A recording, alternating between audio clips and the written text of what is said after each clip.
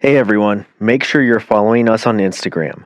Hike to Hunt has given us tickets to give away, and the contest is live as we speak. Go on over to our profile at BowhuntingAZ and look for the post that says Shoot Your Bow in big green letters. The rules to enter are in the description, and the drawing for the tickets will be on Sunday afternoon, October 27th. While you're following us on Instagram, hit the notifications button and turn it on so you stay up to date on our posts. BowhuntingAZ is giving away free hunting gear and merch in the form of a good old-fashioned scavenger hunt. Watch for the posts announcing the scavenger hunt packages, then view our Instagram stories where we will post trivia questions. Once those questions are answered properly, you'll receive a waypoint that will place you within 200 yards of the hidden item. They're not in plain sight, so ready your tracking skills. Bring the family out with you and have some fun. But you got to get there quick. It's on a first come, first serve basis. Once you find the package, take a photo and send it to us, then follow the instructions on the back. We'll be dropping a few very soon, so stay tuned and good luck. BowhuntingAZ is doing a limited run of a sweet new multicam flex fit hat. Represent your love for being an Arizona bow hunter by ordering this awesome multicam hat that showcases the BowhuntingAZ logo embroidered on the front. There's currently only 6 hats left, so head on over to BowhuntingAZ.com and order yours today. Hey everyone, if you have an elk tag this season or are helping a friend out by calling for them, then you need to go check out and order these new custom BowhuntingAZ elk calls. These custom reeds are by the brand we all know and trust, Native by Carlton. Each call showcases the custom BowhuntingAZ logo as well as the new Elk Series logo. Their Rip It series of calls bring quality sound and pure domination to the playing field. Offered at only $11 each, you couldn't ask for a better offer. Order yours today while supplies last. There is a limited quantity, so don't wait. www.bowhuntingaz.com. Hey guys, head on over to Facebook and search for the group BowhuntingAZ. That's the group, not the Facebook page itself. Answer a couple simple questions and hit join. I created this group in hopes of generating online mentorship for new and upcoming hunters. This is a place where there are no stupid questions. We want to help you grow and mature in your hunting journey. We're not giving out locations and we're not giving out honey holes, but my goal is to allow for education without barriers or fear of ridicule for simply not knowing. So jump on in and join the group. I'll see you there. Hunting might have its seasons, but prepping for it is year-round. The mountain commands our best effort and sacrifice. Reach your peak performance with Dark Mountain supplements. Their quality proteins, recovery, and Kodiak pre-workout are a surefire way to dominate in the gym and in the woods. Use promo code Give It a Shot 30 and accelerate your journey to defeating your Dark Mountain. I'd also like to thank Rax. Rax is hands down the coolest bow hangers on the market. Display your bow with pride in your house, your garage, or anywhere you'd like. They carry most major bow brands while also offering a custom service if you have an idea or logo of your own that you'd like to make into a bow hanger. Use them to display your traditional bow, compound bow, or crossbow. They also work great for hanging your hunting gear, bags, or hats. Not to mention, the designs look just plain awesome all by themselves. A Rax hanger makes for a great gift for that special hunter in your life. Go to raxinc.com. That's RAXXINC.com to see some of the available designs or contact Rax to discuss a custom hanger of your own. If you'd like to see how sick their custom hangers are, go check out my Instagram feed. For listeners of the BowhuntingAZ podcast, use the promo code PODCAST and get 15% off your order. Rax, show off your passion. Open Country Optics. Open Country Optics is your #1 online source for optics and optics rentals. With quality Swarovski glass before your eyes, Open Country Optics brings the game closer. Rentals include a tripod, binos, and you can even add on a phone scope or foldable chair to glass from. All of the optics arrive in a durable Pelican case with insulated foam. You won't find any other company who provides you an all-inclusive package like Open Country Optics. Visit them today at opencountryoptics.com. Use promo code BHAZ and get 5% off rentals or $50 off any optics purchase. Open Country Optics, bringing the game closer. Scent Assassin. Scent Assassin, the new leader in scent elimination. Scent Assassin manufactures the latest technology in scent elimination spray, body wash, and laundry detergent. Forget the wind, hunt anywhere, anytime. Check out their full product line at scentassassin.com. Use promo code BowhuntingAZ for 20% off your order. I shot him. You didn't hear that? No. Oh, we both just shot the same bull. I shot him first. He shot him first, and then this bull. I didn't even hear your bow go off, dude. That's that triax, bro. Well, so this bull comes around this mountain, comes right here, 45 yards to Jake, comes right here, runs up in front of me. Dude, that might be close to a hard shot. I shot him low right behind that shoulder. So then this bull comes right here, and I shot him right between these two trees at like 40, and I just popped him. I just stuck a bull. There's hunters over here working this bull.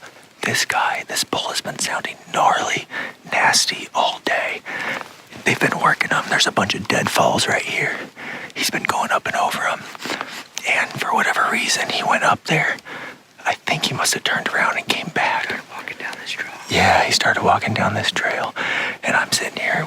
We've been dead silent. We've only done like maybe 4 cow calls. Minimal cow calls, yeah. Minimal cow calls, just being quiet. And he was working up that way. Every time he'd bugle, I'd creep a little bit closer, and while he was making noise and being a ruckus, I'd start moving. And then all of a sudden I see him come from my left. I thought he was going to come from the right because I could hear something bugling over there. On my right, there's 2 bulls fighting. I can see them going, their bodies moving back and forth between the trees. And then all of a sudden I hear this roar, and he comes out at about probably 45 maybe. I ranged a tree behind him and it was at 60. Yeah, he was beelining it too. Yeah, he was beelining it right here. And he comes out and walks in a little clearing. I just go, meow. And he stops and looks at me, put my 40 on his spine, my 50 on his belly, freaking stuck him. He turned to his opposite side, and I could see blood coming out of the opposite side, so I'm hoping it's a pass through. And he booked it right up there, and I'm gonna guess he's probably down up there. Hey everyone, welcome to another episode of the BowhuntingAZ podcast. In today's episode, Jake and I cover the entirety of our 2019 September archery elk hunt. We cover each day's happenings in detail, as well as some of our takeaways, and also a few gear reviews. I hope our experiences and trial by fire can help you on your future hunts. Let's jump on into today's episode. Hey everyone, welcome to another episode of the BowhuntingAZ podcast. We're out here tonight at my house. Jake's here. We're gonna podcast and talk about our 10-day elk hunt from our early archery September bull hunt, and after that we're gonna grub. We're gonna eat good. Eat some elk steak. So heck yeah, I can't wait for that. Yeah, thanks for coming out, man. I appreciate you heading out this way. Of course, buddy. So let's kind of just jump right on into it. So we did a 10-day hunt. Yeah, and we had September 13th to I had it till the 23rd. I pretty much set my goals for that, but if I needed to, I could have went into the second week, but pretty much we did the opening week of early archery bull elk. So Yep. And for those of you who wanted to see the events going up to what we did, you can check out the video New Ground that we produced. That was kind of the build up all the way to our elk season and stuff, all the scouting and prep work and everything that we did. It was a lot. It was a lot.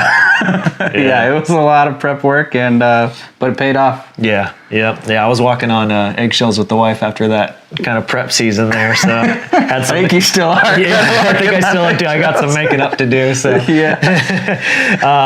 but yeah, so Thursday, you headed up pretty much earlier than I did, right? I still had a full day of work, but so did I. But I got to at least get out an hour early. Yeah, I think I showed up to camp at what, like you 10? Showed up at 9:30. Yeah, 9:30, and then to start it off early, first thing the next morning, man. It was that was a long week. It's one of those moments where when you get there and you're like, dude, this is going to be rough tomorrow. But at the same time, you're so pumped that you really don't care. That was kind of the whole drive in. I'm like, I still couldn't even get it over in my head of, I got an elk hunt tomorrow. Yeah.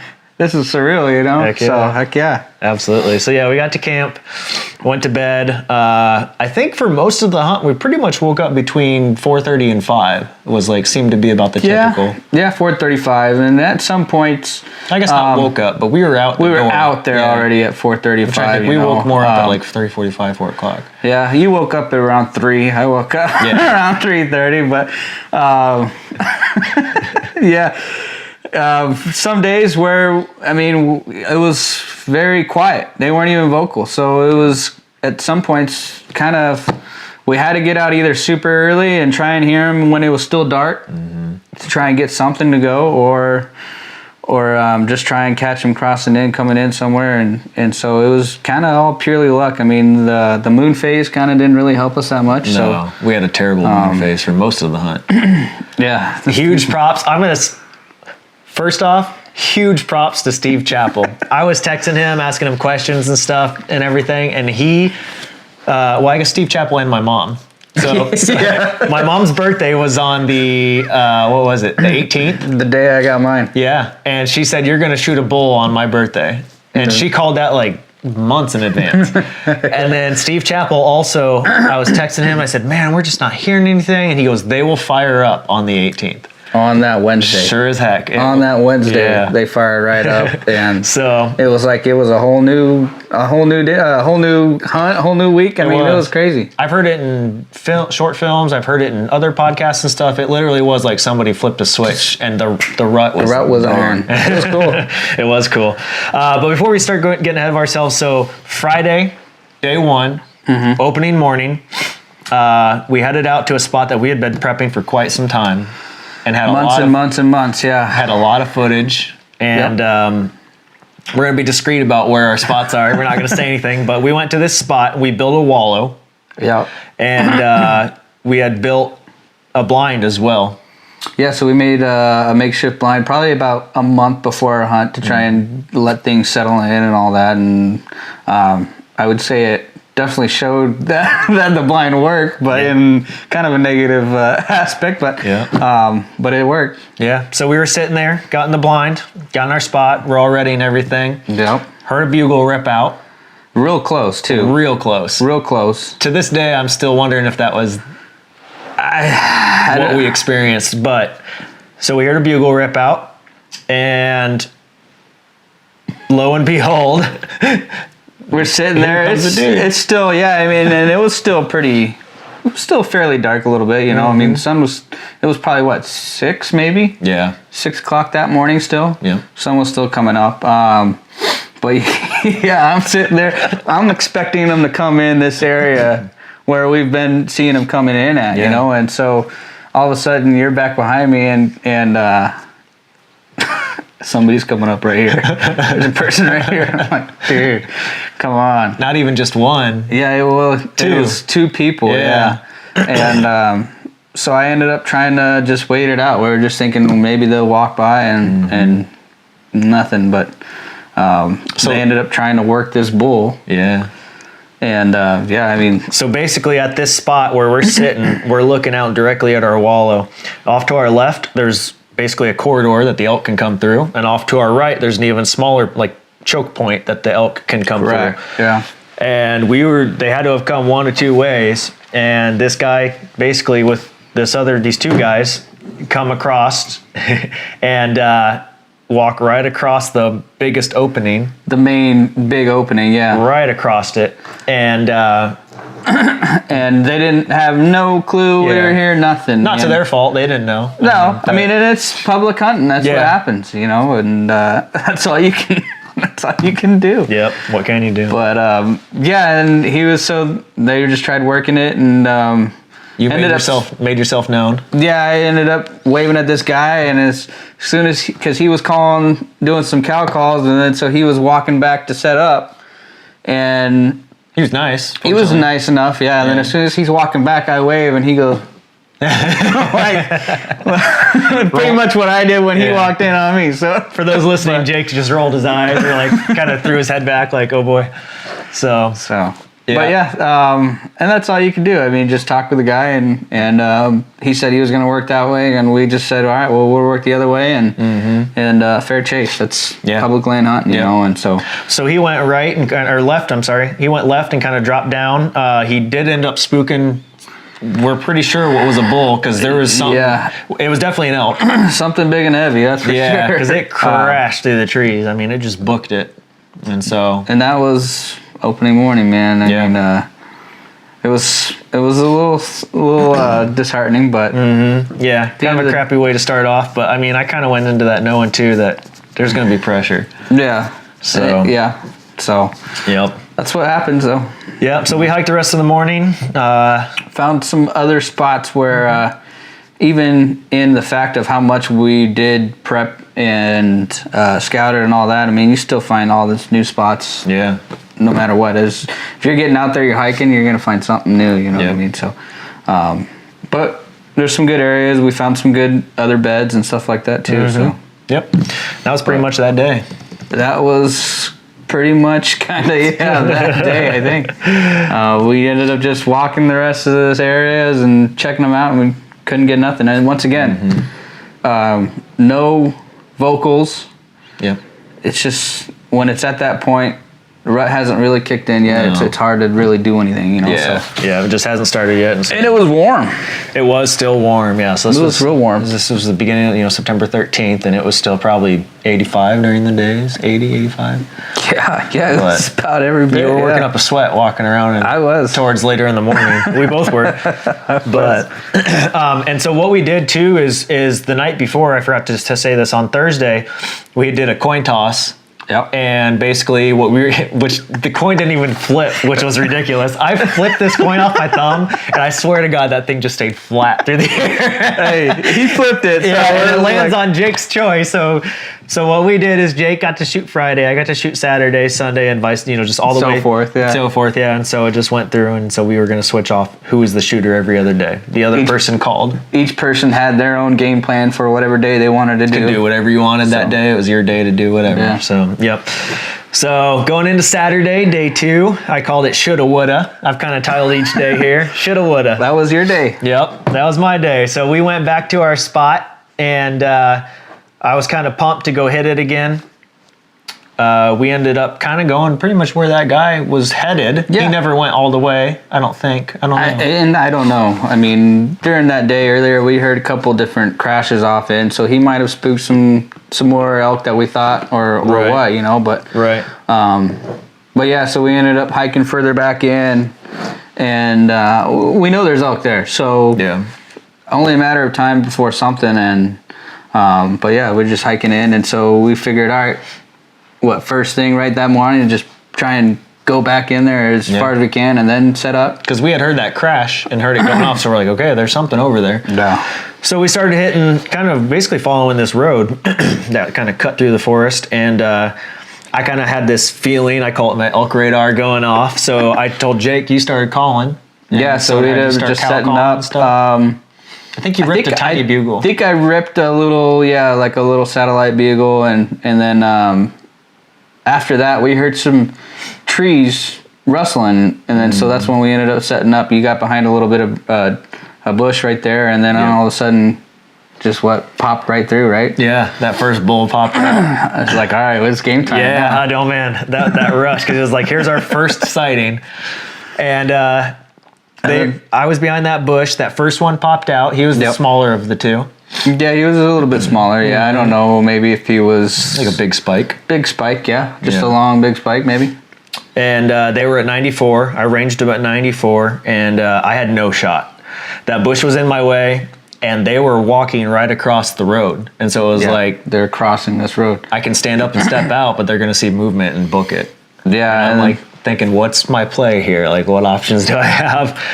And I'm over here dousing myself with elk urine, and trying to make myself seductive, spraying elk pee all over himself.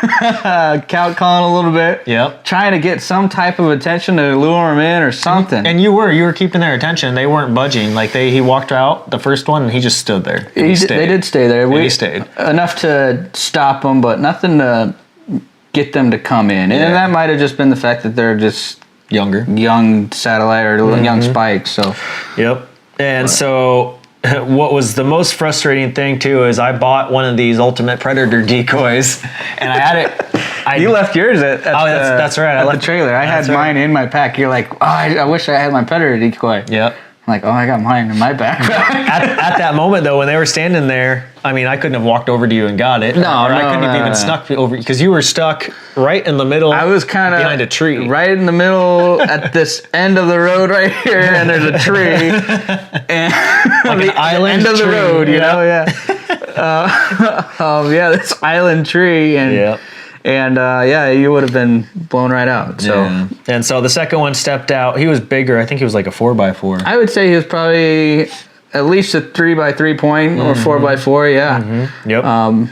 Decent little bull. I mean, heck, I would have shot him. Would have shot him too. So they walked off into the woods, and that was pretty much it. We ran down and tried to kind of figure out what was going on, assess the situation, see if we could get on them again. Yeah, I think, after that, we ended up waiting until they walked through. Mm-hmm. We walked further past where they crossed, and then we tried to cut back in a little bit. We did that whole U. Kind of a big U, yeah. Came back to where we originally started with the encounter. So that was it. Was pumped. At least we were getting on them. Yeah, I mean, it's still encouraging. I mean, we at least... Yep. We knew there was elk there the first day. We knew they were coming in. They got spooked. Second day, we saw them. Yeah. So, I mean, hey, we're still there. Day 2. Yep. Still had some giddy, some little flinkers or whatever you want to call them here. What? I don't know what it is. Whatever, a little giddy, you know. Huh. So we went and sat water for the rest of the afternoon. I believe we went back to the trailer. I think we took a nap that day. And then kind of rested up a little bit, relaxed. And that was pretty much the majority of our hunt, was go out in the mornings and come back in the afternoon, get some lunch, rest a little bit, rehydrate, and then fill up our camelbacks and then go back out in the evenings and figure something out. So this evening we went out and we went and sat some water. On the way in, we had an antelope encounter. Yeah, remember? That was really cool. That was the first time I did use my elk decoy, because now it was like, okay, I had this thing happen. I'm not going to be caught without my decoy. So for a while, for the next few days, I'm like going everywhere with this decoy. And so I threw this decoy on, but it was cool because it worked. And we straight up walked up. And not even an elk. I mean, didn't matter, whatever. So it was a cow elk, but we were walking up to a antelope buck and his doe. And a doe, yeah. And we got up to within 65 yards of him. And, I mean, it kind of is a testament to how they do really work. It did work. He wasn't phased at all. Didn't spook, nothing. He was just like, okay, something's over here. We're going to just keep grazing on. Yeah. So that was cool. That was really cool. That was cool.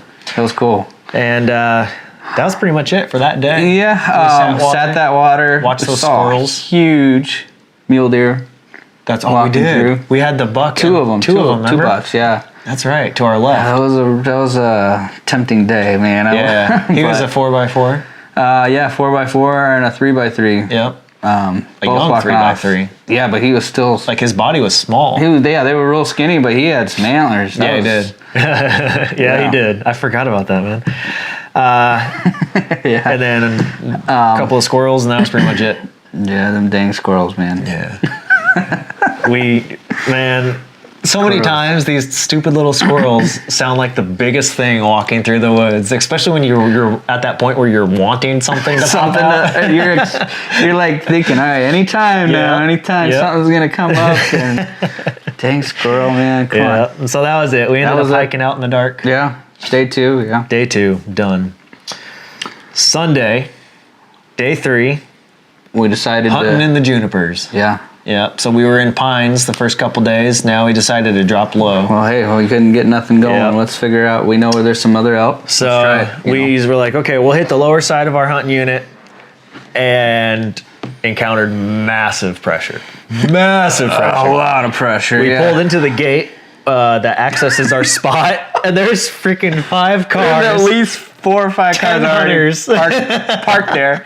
There's a guy in front of me that's already... Yeah, there's a guy in front of me already pulling in. I'm pulling in. Then there's a guy behind me that's pulling in. And so luckily enough, the guy says, "All right, we got the gate." So I'm like, "All right, let's go." Yeah. Let's just head So right in. just driving through real quick. We booked that it was- to our spot. And there was already even somebody in the spot where we were gonna kind of wanna. One guy was walk already into. there. Beat us to it. But there was, I mean, luckily enough, there's still a lot of area in there, and we heard some good bugles going on. So we got on the trail of one. Yeah. Because we could distinctly hear him, this guy. Yeah. So you could hear this. I'm pretty sure he was in that tree stand. I'm pretty sure he was at that whole area. Yeah. But but we could. It was funny because there was at least. At that time when we were pursuing him, I think there was at least 2 other buglers. At least 2, yeah. And then we picked up a third once we got to the top of the ridge. Yep. Where that car was. We ended up finding a parked car. Yep. But we heard in the midst of all of us going off, there was a bull that was distinctly different from everybody else. And that's what's funny about this whole thing is we learned to easily pick out a real bugle from a hunter. So one key. This guy had an accordion. Yeah. I was like, oh, that's a hunter right there. So, but yeah, there was a lot of heavy pressure. We did end up finding those fresh tracks too on the way back. On our way back, that we was did, super. yeah. That made me Kinda feel like that encouraging where- whole pursuit that we did was worth it. A waste, yeah. I mean, exactly. Because that was a good hike, and it was hot, man. I mean, like I said, that our temps were warm that whole first weekend and part of the first week, and it was warm. I mean, it was way warm. Yeah, that was another big issue of rut not kicking in. Yeah. And then I mean that working against us, the moon phase. Pressure. Yeah, pressure. Good Lord. But I'll probably never consider hunting that spot again. Yeah. And it's going to take something crazy. And the weird part was when we were scouting weeks in, weeks, that was the one spot we never saw anybody. I've never seen anybody in that area. That's crazy. And that's the most pressure we saw. Yeah, except the rancher, I guess. But that's where we met a rancher. I wouldn't count him as pressure. Unless if he was in the camo. Yeah, maybe. So on the way back, we kind of explored some new areas, kind of hit some different things and stuff. Oh, we had those hunters walk right past us without even knowing. Without us even knowing. And then I glassed that guy up on the ridge. So I found a good area that I was like, well, this looks promising. Started glassing. Sure enough, there's a hunter up there. I glassed walking in a little basin area right before it drops off into a big ridge area. So on the way back, we kind of decided, well, hey, we'll kind of explore. We'll take this road over here and go check out some other areas. Yeah, found a couple water holes. We're like, well, we'll check those out. Well, and I figured when I was looking and we were sitting there and just kind of contemplating what to do, I was thinking, well, you know what? Yeah, checking out flat lines and trying to just see what other area that we know of or could be a good area, and kind of. I thought, well, we're super low. It's real warm. Let's kind of get up a little bit more into the pines. And so that's why I said, well, let's head up here a little bit and check this area out. And so we found this cool little, I don't know, old logging road or something. Yep. And that was rough. It was rough. Betty White got her workout on that. She was flexing. She was flexing. She went to the gym that day. Yeah, she did.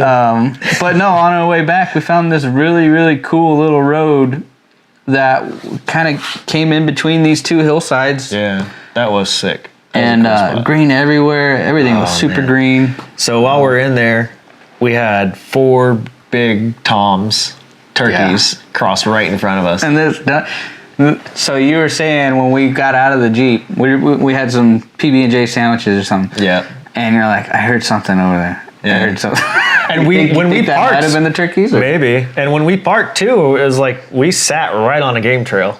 Yeah. Like, I almost wonder. I wonder if they would have been walking that had we not been on it. And they just kind of went around us. Because we went another 150 yards down this road after we just picked up and left, and there's 4 huge turkeys. Yeah. I was like, well, I don't know where I'll be hunting this way. So between turkeys and antelope, I think those were the 2 most animals that we've seen. Grief. It was crazy. Just crazy amounts. Yeah, I was checking like the 30 plus on my hunter survey. Like, how many turkeys did you see? I was like, like a bunch. Yeah. What?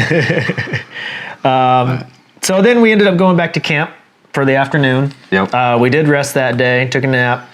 That evening, we ended up sitting in a water hole. And we kind of had some bugles. Was that? That was when you sat in your blind. Yeah. So when I sat in my blind I think that was the night when we were leaving. So we had some bugles. Yeah. And I think there was a little piece of private near us that it sounded like there might have been some elk on there, but nothing Maybe. crazy. I don't know. Yeah. It was just kind of like. Yeah. And we knew there was elk in there again too. I mean, that during our scouting trip, Yeah. you ended up spooking a cow elk just bedding when we were walking around. Yeah, and that's what made this spot kind of promising because Yeah. I knew there was cow elk bedded up We there. knew there was cows Yes. on our cameras. We had a whole bunch of cows coming Yep. in, everything. So we thought, all right, where there's cows, there's bulls. Oh yeah. And maybe there was. But Yep. not that night. And we had a couple people come up on us too. Dude. Yeah. Okay. So if Guys, you're gonna sit, oh my gosh, if you're gonna go to a water hole or sit somewhere, walk up to it. well, not only that, but Park a ways away and walk because we had. but at least 5:30 at night when the sun's already starting to When come it's down, power hour, yeah. what I like to call power hour, and you're driving up onto a water hole, dude, come on, man. At Like, 5:30, especially during season, you oh, know man. there's got to be somebody sitting there. Always assume there's somebody sitting there. Have the etiquette. You call that power hour, huh? Yeah, well, you call it the witching hour. I call it the witching hour. Yeah, okay. Because the skies are turning colors when the witches Okay. come out. You know? Huh. That's what my pops always said. I'm always like, all right, it's power hour. Like, It's the witching hour. now it's going to happen. But yeah, we had two people drive right up on us. Two people drive right up, yeah. And then one guy yells, sorry. Yeah. I was like, bro, what are you doing? At least he noticed me right away, but then Yeah. I was like, sorry guys. And then the one guy almost dang near walked right up to us before he saw me. That was pretty funny. Yeah. But Yep. yeah, so we heard some right when it was turning dark. I mean, right probably close to right at 7 o'clock. And at that point, it was just too late. So we were like, all right, well, it's too late. Let's try and back out a little bit here. We don't want to be in here when they're here already at dark. So Yeah. what happened at that point? So we're walking back. We're walking back to the Jeep, and some animals run a very specific way. Well, we heard some coyotes too as well. That's true. Some animals run a very specific way, especially coyotes. They kind of do that thing where their butt kind of hops in the air, and then they kind of land on their front feet, and then they kind of like do like this hopping. Yeah, a little hop or prance type thing. Yeah. And so I see that coming directly at us. And it's dark. Yeah, It's starting to get dark. I mean, it's fairly dark. Yep. Still good enough we can see though, and I can see this thing coming right at us. Right. I mean, beeline. It was beelining to us. So I'm like, dude, hey, Jake. I was like, there's a coyote. There's a coyote. I was like, get an arrow, shoot it. So I'm like, cool, we're gonna smoke a coyote while we're out here. So I get this arrow knocked right in. Full draw. A full draw, and then I'm like, all right, what's the yardage? I pull up my rangefinder, and fortunately it's got like a 3x on it, so it's a little zoomed. And I'm like, oh crap! Oh, that's an antelope. That's an antelope.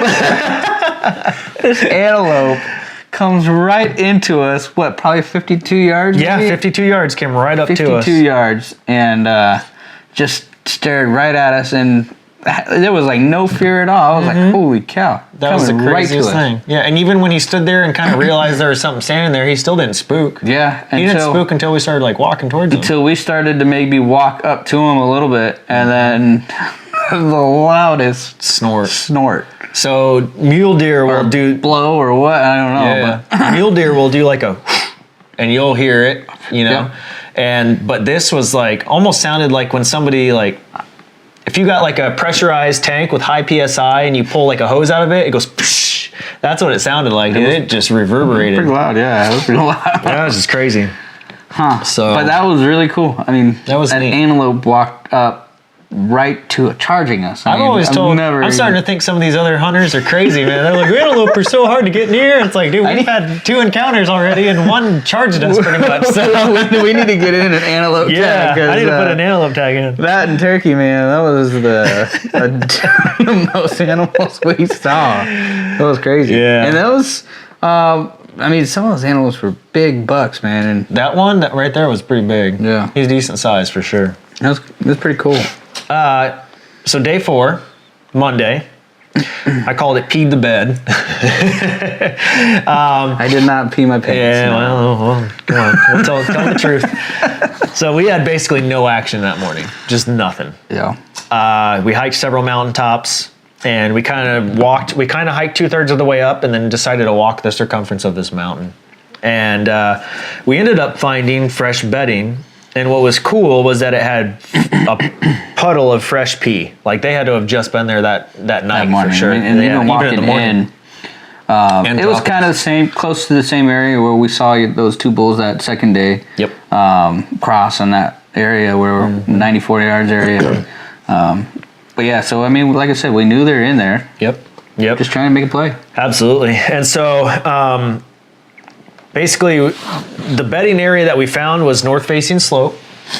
Yeah, probably northeast, maybe. Yeah. Definitely shaded. Very shaded. Very shaded.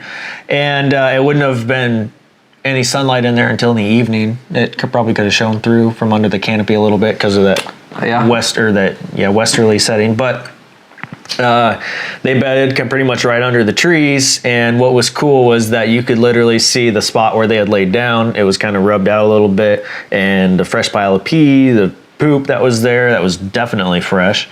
Yeah. And some of the piles, is almost like they were still steaming almost. But yeah, that morning also was the morning where we're walking down in this area where there's a nice little aspen grove area.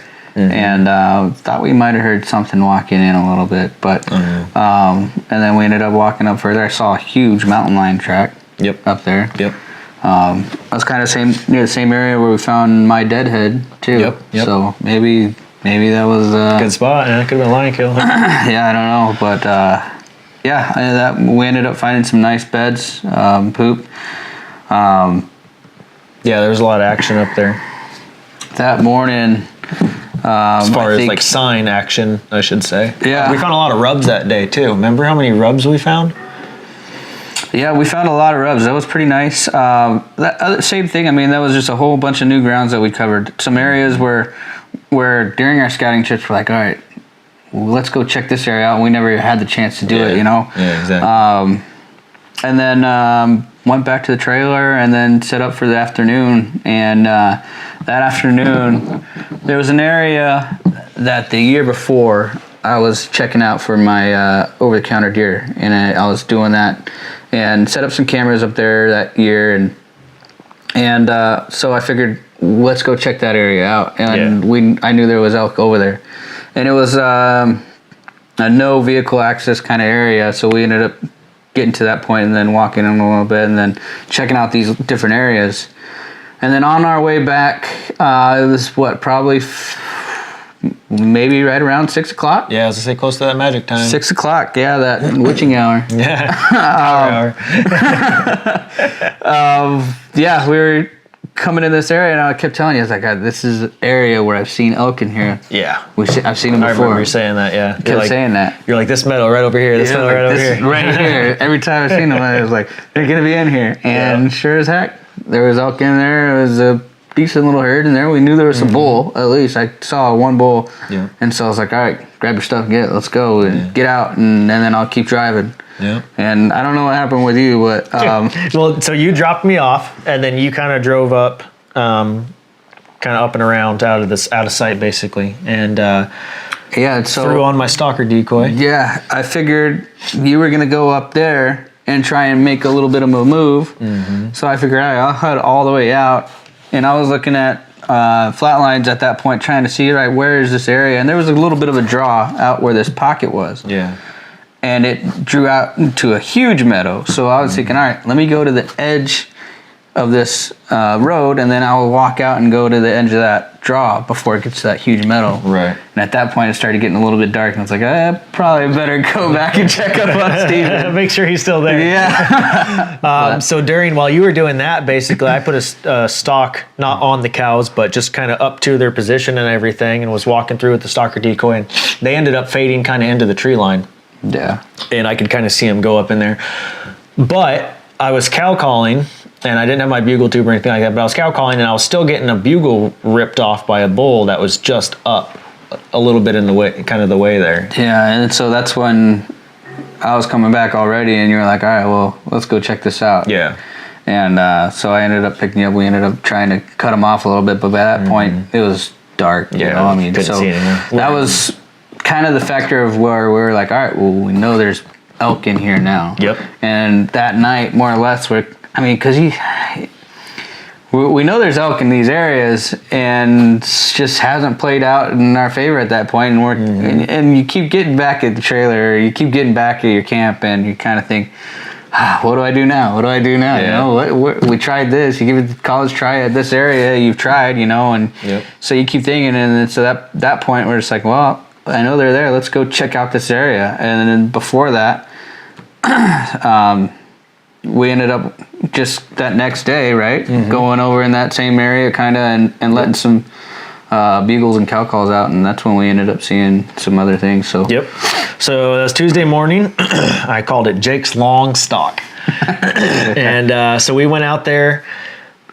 We were driving along, and it had rained too. Yeah, it was perfect morning. That was the night it stormed like crazy. Yeah. Oh man, lightning. Well, yeah, I thought the trailer was gonna get struck, man. I was like, holy crap.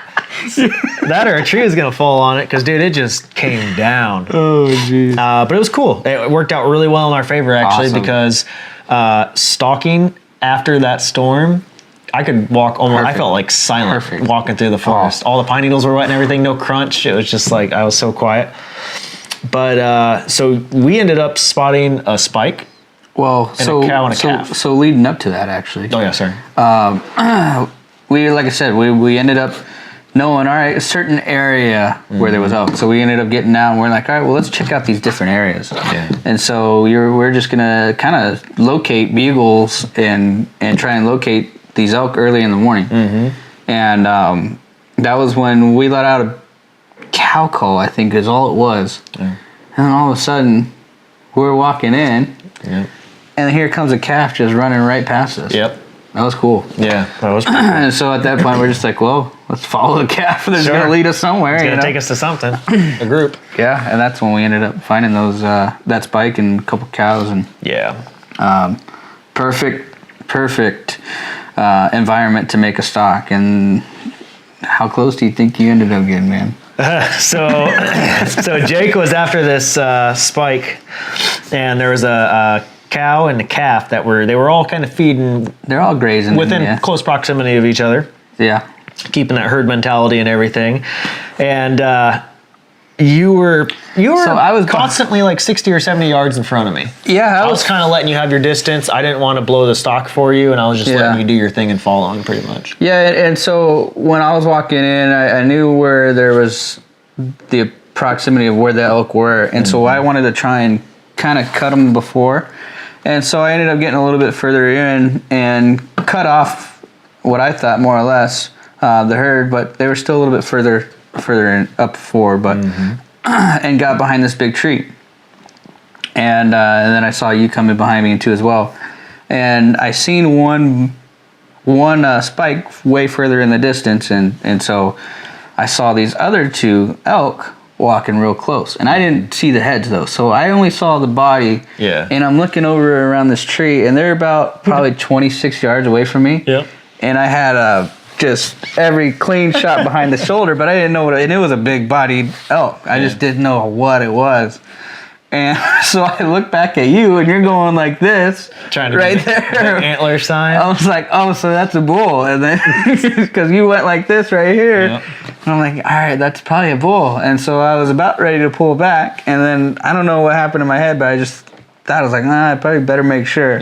And then lean back away, and then it was just this big cow and a calf. Huge and then cow. So I was like, all right, well, I'm gonna let them go by, and hopefully I'll head into that spike. And so they walk past you, and this whole time I'm sitting there glassing you, and then I'm glassing the spike. I'm glassing back and forth because I'm trying to keep an eye on you to watch and see if you hit it, so I can get track the bull. Trying to make sure, And I didn't fully see them the entire time coming right at me. And this mom and calf walk within 10 yards, if that, of me. And I'm sitting there, and I didn't have my I usually hunt with a mask on. Yeah. And I didn't have it on, so I'm putting my binos up in front of my face like this, trying to be one with the tree. And they walked, just right downwind of me. Yeah, I just hear a crash coming, and then I just slowly turn back, and I just see this cow and a calf just coming right towards me, and I'm just looking at them, and then they realize there's another person right there and took off. But yeah, that was kind of cool. That was crazy. But the Spike never spooked. Spike never spooked, maybe because he's just young and dumb and didn't know or what. But that was good for me at least to try and keep going in further. And he just kind of wandered off. But he stayed fairly. He was on alert because I kept trying to get in a little bit closer and closer. The closest at one point where I had a shot, but I was a little bit shaky. That was the first shot attempt of trying to get into him and getting close, and I just didn't draw back because 84 yards, and it was just too far for me to want to try it. Sure. So, yeah. And then kept stalking him for about another 30 minutes, and probably caught wind of us at that point because he kept trying to come around, and then finally the wind just gave us. Yep. But this whole thing was good though because it kind of shifted our hunting approach and pretty much just the area that we were hunting. Yeah. Like, it was enough to draw us in all the way to where like we're coming back here. Yep. And so yeah, from there on out it was basically less sitting. We did a heck of a lot more stalking for the rest of the hunt. Even at nights too. I think that changed our whole thing. We were like, well, we already sat a couple hours. Yeah, let's change it up. Which is funny because for deer, I like to sit. I don't know why. I'm not as much of a stalker on deer. I still do it, but I'm for some reason, different. So I'll do that for deer. I'm a lot more patient with them, but for some reason, for the elk, stalking was a heck of a lot better. And I think it was because you could make noise, and they don't really care. And we're in the rut. But I don't know if you catch me at a tree after 15 minutes, I'm ready to pass out. I was going to say, you're sleeping. I've got photographic evidence of that. So, pretty much it was like mid to late morning. And then we would like check some local springs on the map and stuff like that had dried up. Yeah, we were just checking out different areas. Yeah. What we thought was going to be some good little... I've got right here, Jake takes nap under a tree. I don't know about that one, but... Yep. We found a real good meadow. I thought for sure there was going to be something in there. Well, there ended up being something. Maybe they would have walked into it. Yeah. We had deer. That morning... Well... Remember we had deer right there too? Yeah, earlier in that day. Yeah, and then we were like, all right, well, let's come back. Yeah, evening hit, and we came back to the same spot. And we ended up trying to sit that spot, maybe hoping they were going to come in there or something. Nothing. And we were just like, well, let's stand up and go walk around. Yeah. And so that's when we were walking down, and I ended up seeing these cows or something. Yeah, I think it was just cows. Yep. And it started to get dark. It was dark. But we were trying to figure out and glass them and see if we could make a play. Was there any bulls or anything like that in there? And I'm pretty sure there had to have been something. Or at least maybe that was the same just herd with up. the spike or something. Yeah, I don't know. I think he was just up a little further out of sight in the trees there. Yeah. But no sightings, and basically we walked home in the dark again. That was another day. Yeah. Wednesday. Well, that was the night we came back. Day 4 before that, we came back, and you're like, all right, well, my mom said that's her birthday. We're gonna get it done. That's right. Let's get it done. Yep. So Wednesday, day 6, Jake's harvest. Big day. Yeah. So we headed out at 4:30 in the morning. We were in the field by 5, and we were like, well, let's go hit that same spot that we put the stalk on the spike. So we were heading out that way. We were heading out that way. Yeah. On the way out, we passed through an area where there's a giant meadow. Yeah. And on the way out, super cliche. This so quintessential cliche. Man. It was like a Hollywood moment, and this all of fog rolling in, you know, the breath you could see coming out. And there is this giant 6x6 just screaming, standing there in the middle, just screaming. Yeah. He was irritated, like he was pissed. Something. Where's all my girls at? And we were like, oh, I think we're both like, dude, look. Look at that. It was like, well, do we go where we're gonna go, or do we just try and make something on this thing? There goes all of your. You could have this like whole thing planned out for the day of what you're gonna do, and all of that goes out the window at that moment. You're like, all right, I'm going after that thing right there. I want that. Oh my gosh. So we watch him run off to the north side of the field, and he kind of goes up into some timber lines. So then we park. We kind of pull off. We kind of deviate from our original spot, pull off to the left, and park. And we pursue kind of horizontally to him up into the tree line. Into this area, yeah. And and actually, kind of leading up to that, we kept hearing bugles. Yeah. And it might have been him further out another way, and then we heard bugles coming a whole different other direction. Yep. And so we're like, all right, well, kind of seemed like we had 2 or 3 pods, maybe. Let's just get in there and follow the bugles. Yep. And sure enough, like Steve Chappell said, the elk were on fire that morning. Dude, they were ripping. Steve Chappell called it. Yes, he did. Yeah. I mean, just ripping. Like a light switch like that, and it just went. It was on. So was cool. We kind of stormed up this hill, just kind of where he went, kind of out of tree line there. Yeah. And you closed in. We found a decent-sized herd. I mean, that was a big herd. I would say he probably had at least 9-10 cows. Yeah. Where we were walking in, and and I seen him just further up on this ridge. Mm-hmm. And we were down on low, and so we were just going to try and make some plays and get in close. And tried cow calling a little bit, and they kind of didn't really care that much. Mm-hmm. And I was just dousing myself with, that was my best friend. your bottle of elk urine. Dousing myself with elk urine. Didn't smell that great, but it works, man. Yep. I mean, enough to cover your scent.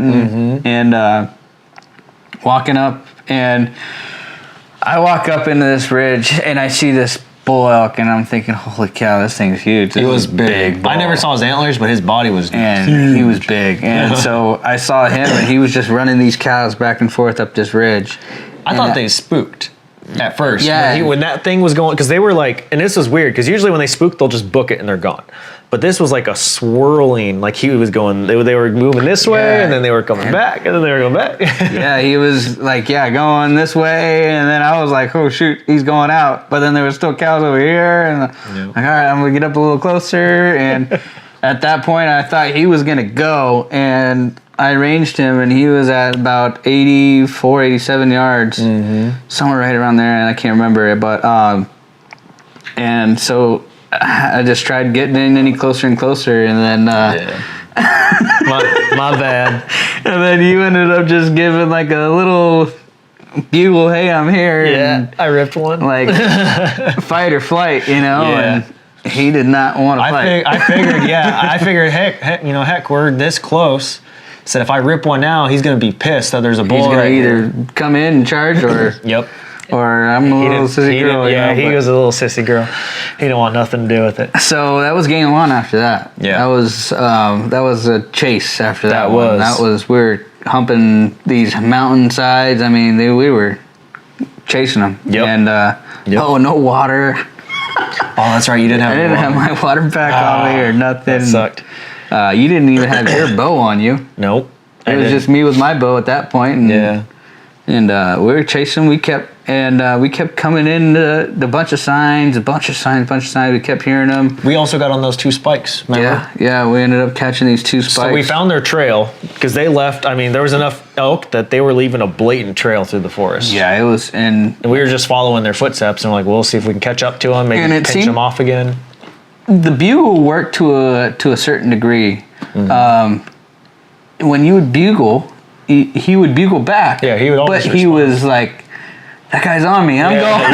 Yeah. So it was good to a point where it was, he's responding to it, but not really in the way we wanted. Right. So it was definitely a chase. But yeah, that was when we walked in. Yeah, we ended up seeing those 2 bulls. That was cool. Yep. And so they got pretty close, and we were trying to get like a shot off on them. Yeah, once I again, think that they was ended up winning us because they kind of knew something was there. I think we cow called a couple times. We cow called a couple times, and once again, just I don't think the spikes really care that much about it. They were a little bit nosy about it, but I think they probably did wind us. They did that where they walk perpendicular and kind of circle around you. Yeah, they try to catch your wind or flank your something. position. Yeah. And I think that was 82 yards, and once again, it was just like I couldn't really get that great of a shot. There was a little bush there, and 82 yards, I didn't really want to let one go. Sure. Even though I kept saying, well, if I get an 82-yard shot, I'm probably going to let one go. But good thing I didn't. Yeah. So we're like, well, that was pretty much our morning, we thought. Well, and so we decided, like, well, we should head back to camp and we'll go check a water hole nearby or something that's not too far off. Yeah, and because we were looking at flat lines, we were thinking, well, we know they went off into this ridge area, and then there's a tank further back. Yeah. And we're like, well, we could go check that, or we could go back and do this other thing. And then come back in again, or something. Yeah. And so I'm like, well, no, screw it. Let's just go check it now. Thank God. Yes, thank God. And so we decided, for whatever reason, to heck, we're just going to go check this water hole. We're already here. Yeah, let's do it now. Let's do it. So we head on over there, and we park. And we're on our way in. We decide that we're gonna we looked at the topo and we're gonna climb up to the top, and then we're gonna kind of hoof it over to the left and kind of walk the top of the ridge. Walk right in. Yeah. And we're about 200 yards in, and I see a cow elk and several calves walking up the hill perpendicular to our position. Yeah, just on the other side of this other little draw. And I didn't see any bulls, but I was like, well, let's book it and get up there and we can cut them off. And so we walked a little bit further on this ridge, a little bit further back to try and get out of their sight too as well. Yeah. And then as soon as we get up there, the top of the ridge, we hear a bugle. Rip. Yeah.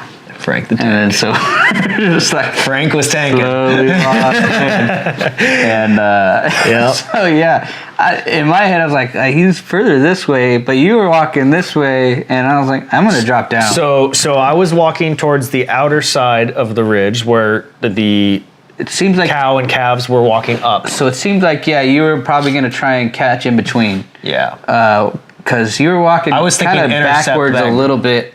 Yeah, intercept that group. And before, you had mentioned I did not have my bow. After that incident happened, because I was like, I could have shot one of those spikes I think they were 60 to me. Yeah. And I was like, I could have shot one of those. So after that, we said, screw it. No more on off. I said, we need to down one. So we both carried our bows from there on out. Yeah, because what was it, day 6? I think it was, day 6. Yeah. We're like, all right, I don't care who's shooting first, man. Let's get something. So I've got my bow with me. I'm walking to the outside edge to try and intercept these cows and stuff that we're walking up. And you're walking towards the inner side, towards the water hole more. I was walking down on the bottom of this little ridge on the other side where this water hole was. Yeah, and you were up on the top. Yep. So we're walking horizontal to each other, probably about 20 to 30 yards in between us. You were, I think, maybe a little further than that. Yeah, well, we were closer at first because you were in my sight for a while, and then all of a sudden, once we got closer towards the water hole, you got out of my sight. Yeah, so you were walking up further, and I started walking. I was walking down, and then I stopped, and I let out a couple cow calls, and you were still walking up further. I heard your cow calling, and I saw this elk that was going to be walking towards you. Yep. But he wanted my cow call. And lo and behold, it was this big bull that just started walking right towards me. Yeah. And I was like, holy cow. And I've always heard it, and now it's true, where elk will know exactly what tree. Yeah. What pinpoint exactly where that cow call comes from, or whatever call that comes from. Yep. And because all I did was those 2 cow calls. Yeah. And he just came beelining into me. Knew you were right there. And that was took a second. I was like, holy cow, this bull's coming in. This is pretty cool. And then so I was just ranging, and he kept coming right to me. I was as still as a freaking tree. And he just crosses right in front of this tree, enough for me to range right where that tree was. Yep. And that tree was 43 yards. Mm-hmm. And so I ended up putting my sight right at 40. Yep. And as soon as he came across that tree, just let one go. Yep. And he kind of just stood there for a second, like, what the heck just happened? And so I went to try and knock another one, and then he saw me and just, boom, come around. Yep. And then... So all this time, all I know of is that Jake did a couple cow calls, and I'm like, well, he's probably trying to attract whatever that bull was. Yeah. That bugle. And I'm all walking along my merry way. I see the biggest buck of my life. That mule deer. Oh my gosh. I've never seen a 5x5 before. That was the first time I saw one. And I'm freaking out about that. And then all of a sudden, here comes this giant bull right across my path. I'm like, oh. So I knock an arrow and I range him at, what was it? I think 63. And so I knock an arrow and I loose it and I pop him. And I hit him back. I hit him way back. I felt bad immediately. I was like, dang it. But it was never a gut shot. No. And so Yeah, you that was weird. you walked. That was weird. You walked over, and I'm like, dude, I shot a bull. You're like, oh, I shot a bull. Yeah. I'm like, what?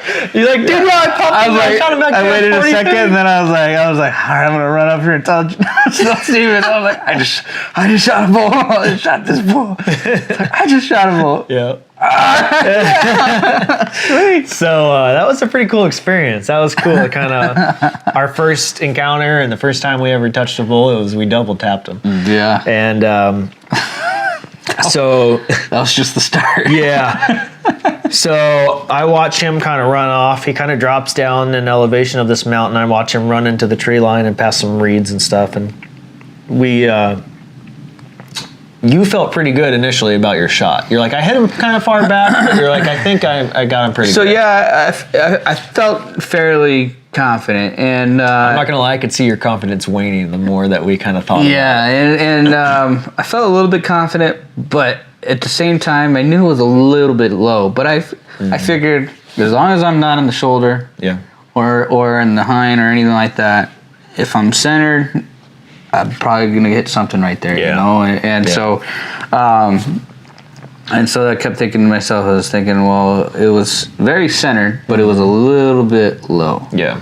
And We found blood. Yeah, we found some blood. Not much, but it was enough that we were picking up a blood trail. And so after we watched him drop down in elevation and past the reeds and stuff, we're like, all right, well, let's go see if maybe he piled up. So it's really windy here. Everything's kind of making noise outside.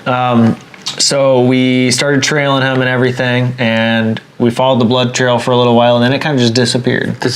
So did our confidence. Yeah, at that point I kept thinking, I thought I had a good shot, but now it's like, man, I don't know how good of a shot I have, man, you know? And yeah.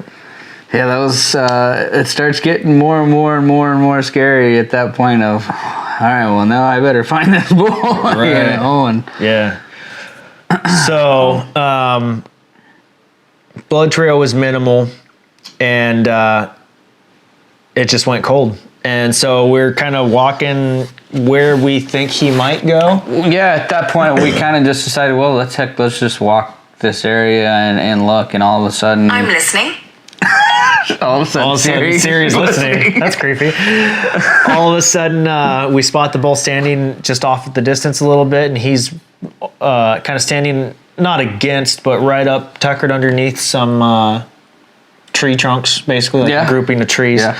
And he's just staring at us. I mean, he had spotted us. And but he still wasn't that like scared at that point. Yeah. He saw us. He seemed a bit slow too. Like you could tell which gained our confidence a little bit, at least for me, because I was like, okay, he's wounded. Like we know we've got something going. And you could see an arrow in him. Yep. There were still arrows in him. Could see my arrow. Could see your arrow. Yeah. Yeah.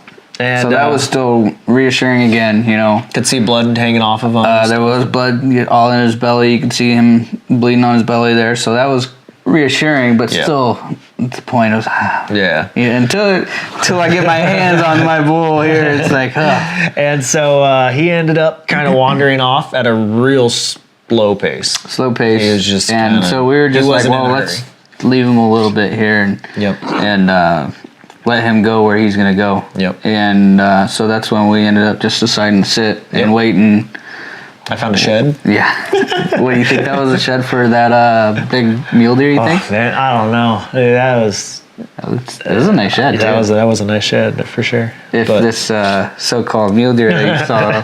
he's there, man. I'm telling you. I'm going to go put a trail cam back in the spot. I think, yeah, either that or turkeys at least, you know, but... Yep. And so we sat probably like 2.5 hours. I would say 2.5 hours, yeah. Ate some nasty nut butter.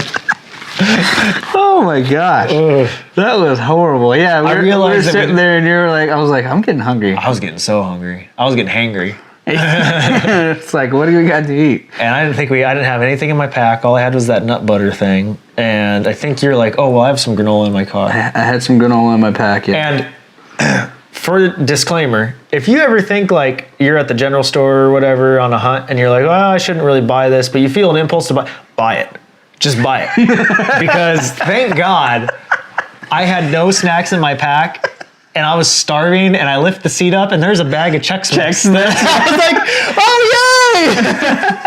That was a lot better I'm so glad I bought that. than nut butter, yeah. Oh my gosh. So we chowed down some Chex Mix and waited a while. And I'm not gonna lie, I was getting antsy. I was like, dude, I want to go find your bowl. Rain clouds are what we thought were going to be coming in. I mean, there's some darker clouds, and we're like, I want to wait some time here, but you know, and so at that point, what, 2.5 hours or maybe 3? I think it was more than 2.5 hours, and we're like, all right, let's get up and go. So we started trailing them. Yeah, and started trailing them again, and it was minimal. Yeah, it was minimal. We found a couple spots where it looked like he was coughing, and so he would kind of cough. Yeah, some spots were a little bit more than others, you know, and some areas were very minimal. You had to kind of hop and find some other areas, and and we came up to a spot where it was just this big drop off right here. Yeah, and at that point you were kind of like, well, I think he might be over in this area. I just had a feeling, and I was like, I'll keep following some of this blood trail. You go walk up and look over that little bluff there. Yeah, and kind of see what's what. And there was a road right there. Didn't I tell you to knock an arrow too, I think? I don't know what you said. I'm pretty sure I told you to knock an arrow. I don't think you said that. I'm pretty sure I told you to knock an arrow. Anyways, there was a road right there too. And it's this good little drop off. I mean, it's a good little hill. And these huge reeds. These big reeds right here, you know, and there was a dead log. Yep. And I didn't see nothing. I didn't see nothing. I don't know. I was whatever. Anyways, I just start walking down, and this log is right next to me on my right side. All of a sudden, this freaking bull just stands right up, looks at me, and books it. You were like 15 yards from him. Oh, if that. If that. And he just looks right at me and gone. And at that point... That's got to be a sinking feeling. Oh, man, yeah. I was like, dang it. But it was also kind of very nice because he was bleeding. Good. And I couldn't see you initially walking up on him, but by the time I had kind of went to catch it, I could hear him crashing, and so I walked up right as he was crashing away, and I got the view from up top down on him. I could see blood spraying out of him as he was running and stuff, and then we went and looked where he was bedded, and it looked like gallons, man. Yeah, it was good. It was a sizable. You could see where he was clotting a little bit. He was coagulating, yeah, trying to start to clot those wounds a little bit. But, and luckily, still, when those arrows are in them. Yeah. And so when an elk is wounded, they will go and they will bed. And they will bed on the side of the wound and try and rub dirt in it to clog it up and get it to stop bleeding. And so that's exactly what he was doing. And we could find that coagulation there. Blood almost gets like a pudding consistency after it's been sitting there for a while. Kind of, really, almost, it's a plasma. Yeah. Almost, I mean. Gets like this dark red pudding almost. And so you could see some of that. You could still see the fresh blood, obviously, and stuff. And so he was booking it, running off. Yeah, and that was reassuring once again. I mean, at that point, I mean, it was very disheartening because at that point it's like, dang it, he's not dead yet, and we waited, you know. I'm like, how is he? It felt like we had paid our dues in time, like waiting. And we're like, okay, we'll wait 2.5 hours. And he just blended in so perfectly right there. I didn't see him. For me, he blended in very good. Yeah. But the good thing was, at least, like you said, the arrows were still in him. Yep. And we knew that as he was running away, we could see the blood spraying. So we knew the arrows were still doing their work. Yep. And as he was running, we know those are inside, slashing, doing all sorts of, like he's Cutting, moving, whatever, cutting. And actually later on, even, we had found on the inner side of his leg, he had cuts on the end from running because my arrow was sticking through him. Yeah. So that was we watched him gallop into the distance and that was disappear again. The start of another 4-hour wait. Oh, man, that was brutal. Another 4 hours of just sitting there and waiting and thinking, man, what am I gonna do? Oh man, hopefully he's not that far. Yeah, that was about 12 o'clock. And that's when I ended up looking online, thinking, all right, well, what's right there? And at that point, it's like, all right, I had to have gotten a liver shot. That's what happened, and that's probably where I shot. Yep. So at that point, it was kind of, all right, well, using the liver. Yep. But a liver shot can go for a while. Yeah. And so we had dubbed it then as a liver shot and kind of explored all the stuff. You were talking to your dad on the phone and everything. He said, well, it's going to take... Yeah. I was texting my buddy Mike Ornoski, and he's like, easily 6 to 8 hours. Yeah, and a lot of people were even saying... The next day. And for me, I'm like, I don't want no meat spoilage. And there's coyotes in here, and we're in bear country, too. I mean, we could lose an elk. We had bear on cams, so...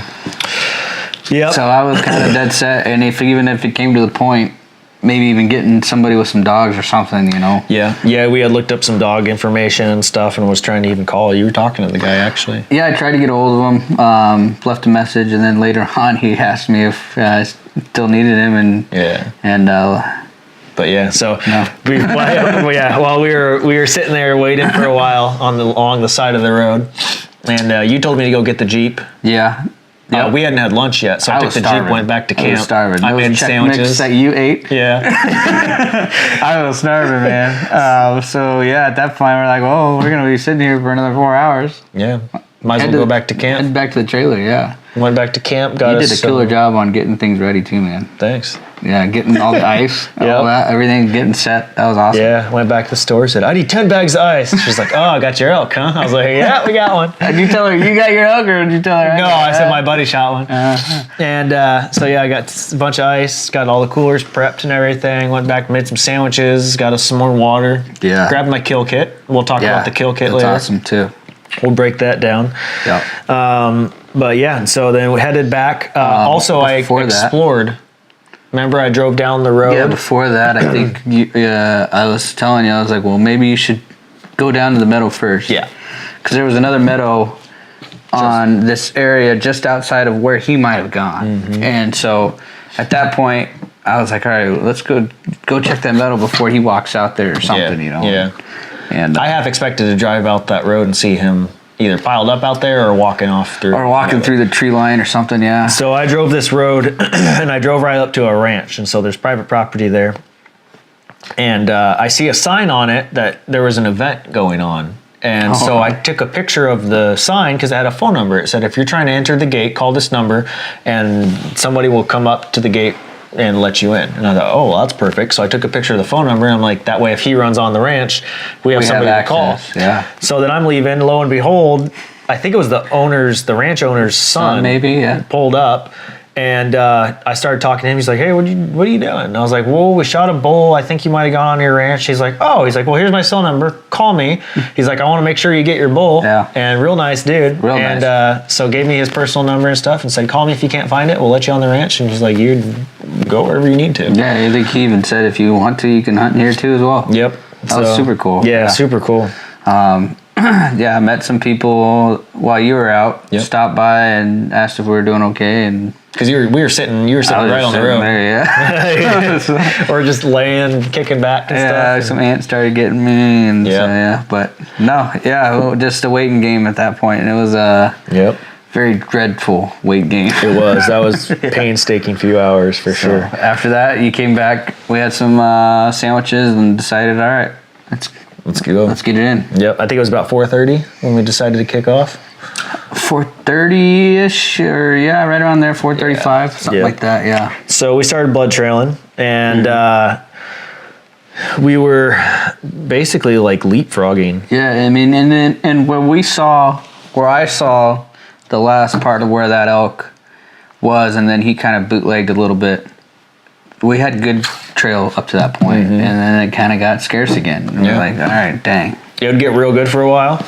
We'd get like nickel size and then quarter size, and then he'd do like a cough thing or something, and then it would just go to like going on, needles. And like we were like examining leaves and stuff and everything, and we'd find little drops and pinpricks, or you'd find like a weird blip on like a pine needle even. We had several of those where it'd be like a pine needle and it had a red dot just on one little piece, and it was like, whoa. The rocks were perfect because that helps illuminate. Rocks were amazing, yeah. Rocky country is awesome to track in. Yeah. But yeah, so it was a painstaking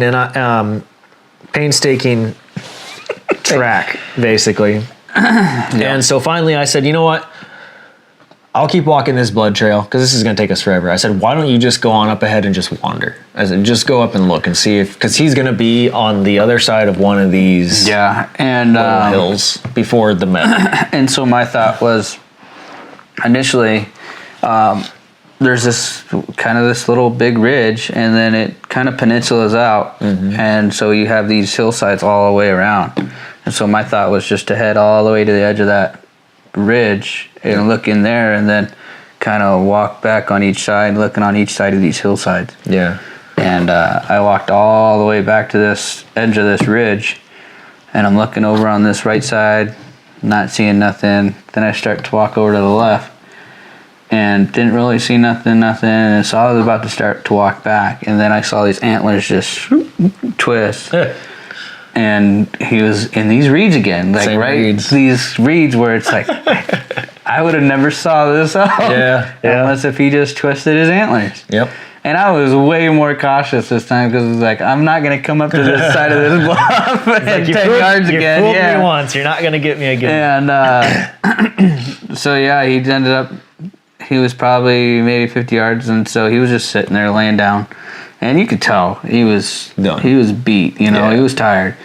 And so I kind of sneak up a little bit closer and get within 26 yards and pop one more in him. And that one was in the spine. And I couldn't get that good of a shot because he was laying down. We had these high reeds. Yeah. And he was kind of right behind this tree. So I couldn't really... He was tucked in there pretty good. Yeah, good shot. So I hit one and it was in the spine. And I thought... I don't know, I waited for a few minutes, waited, and then he would just... I had texted at that point. There. I said, did you find anything? And you said, yeah, I put one in him. You said, come over here quick. You needed an arrow. I think you were out of arrows. Yeah, I only... you had one more. I had one more, yeah. And you said, he's hurting, come over here and help me finish him. Yeah, let's check him out. And he's down, bull down. And so then at that point, I did have one other good shot and just put him right in, I think, the lungs. Yeah. And at that point, he just started twisting, coughing, groaning, and then just laid over. Yep. And that was so sweet. That was That day was a long day. Over, but not over. You're right. Yeah, that's when it was just starting too. Yeah. After the whole tracking and everything, that's when it was just beginning, which is crazy to think.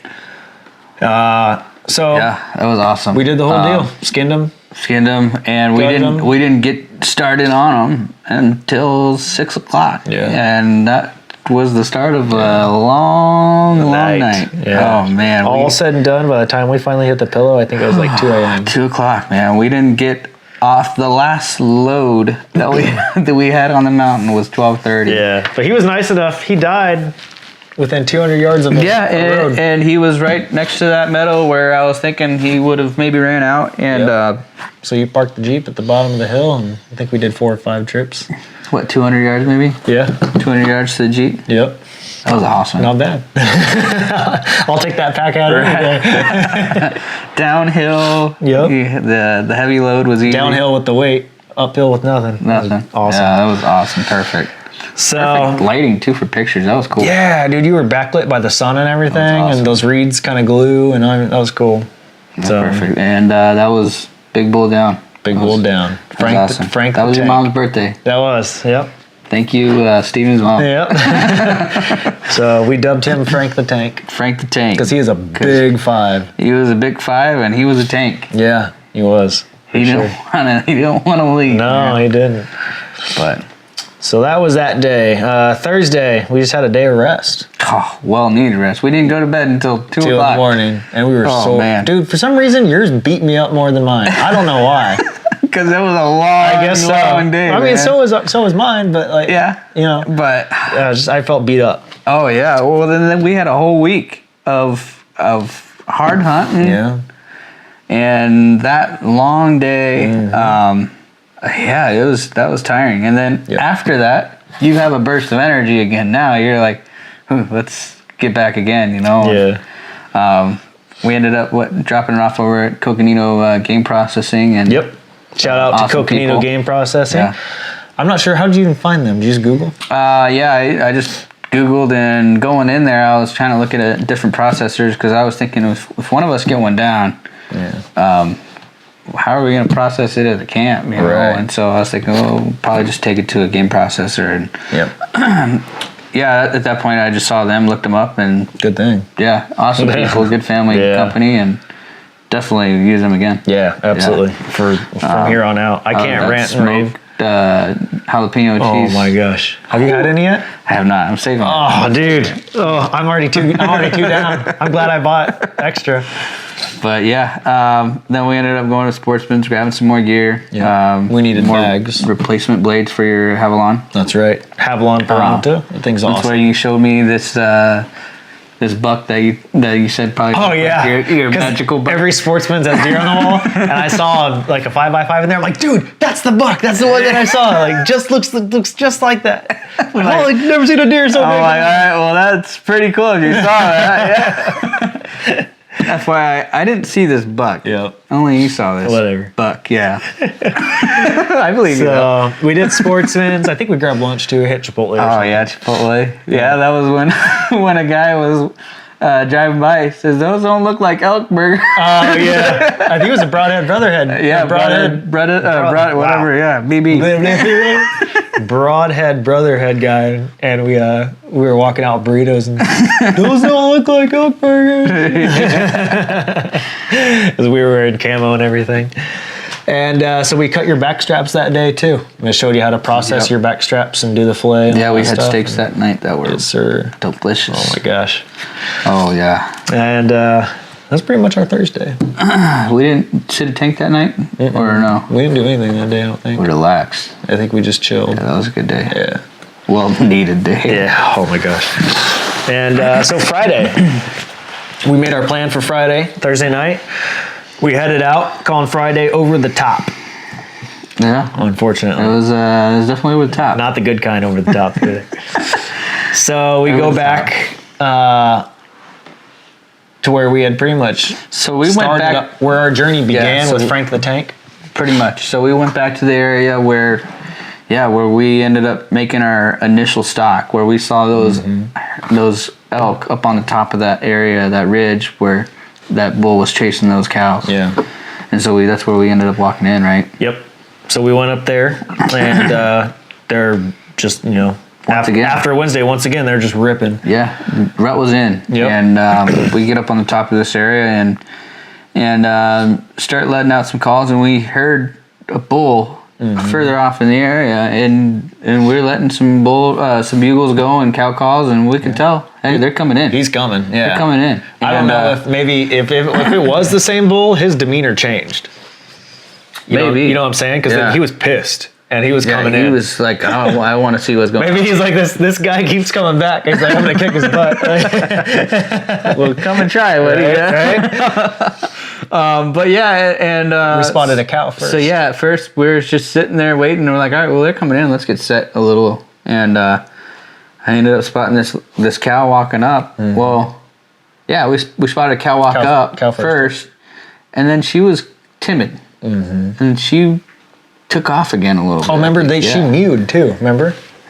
She mewed at us. Well, and then we had a calf. Oh, that was the calf. We had a calf That's that came right. in probably 5 yards of us. That's right. We were just Once again, just the same time before, we were just holding dead still. I was holding my bow in front of my face, trying to break up, even though I had the mask on and stuff. And that was cool. I mean, even if it was a calf, but it was cool just to have an experience where an elk comes in right that there. close. And is calling. Yeah, and mewing. Mewing, yeah.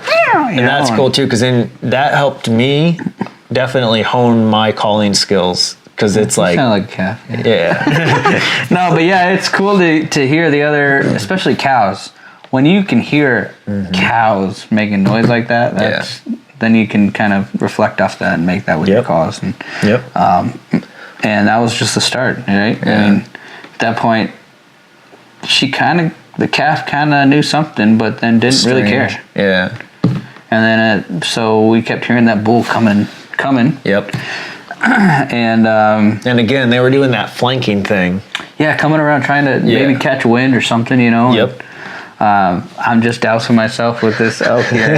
He's taking an elk urine bath. Oh yeah. He really likes that. That was my best friend, man. That worked for me. I think I don't know. You might as well just make a clone out of that, man. Just start with it. A candle. A candle. Elk and rut. Something. Yeah. But yeah, I called in this bull or a couple bulls coming in. Yeah. And so you were up further, and I saw some elk coming in closer, and I'm thinking, all right, maybe this is gonna be it. Yeah. And I didn't know.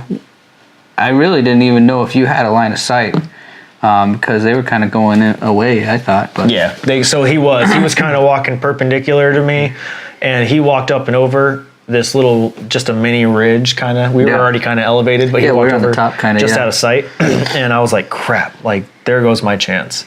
So I booked it over there, and all of a sudden I look just through this little cut kind of over through the ridge, and I see cows just staring at me, and I was like, crap. So I like did that real slow crouch where you're like trying to become invisible, you know, and they didn't care. Fortunately, they definitely saw me, or they saw movement. Yeah, and they were staring straight at me, and they put their heads down and went back to feeding, and then just kind of slowly wandered off. Yeah, and I was like, holy crap. I couldn't see where you were at that point and where they were at. Yeah. The only thing I could see was there was one spike that was walking in. So right when that happened, that's when that spike started coming from that area where the cows kind of were, and he was coming just right across, and he was actually walking downwind of us too. Yeah. Or he was about to. And so I ranged this tree. There was a little clearing that I knew he was going to walk through. And so I ranged this tree that was towards the back of that clearing. I think that's when I let out a cow call too, or something like that. I believe so, yeah. And he was coming towards you, I believe. Or he was walking that way anyways. Yeah. And so I ranged this tree, and he walks through this clearing. I make my mew.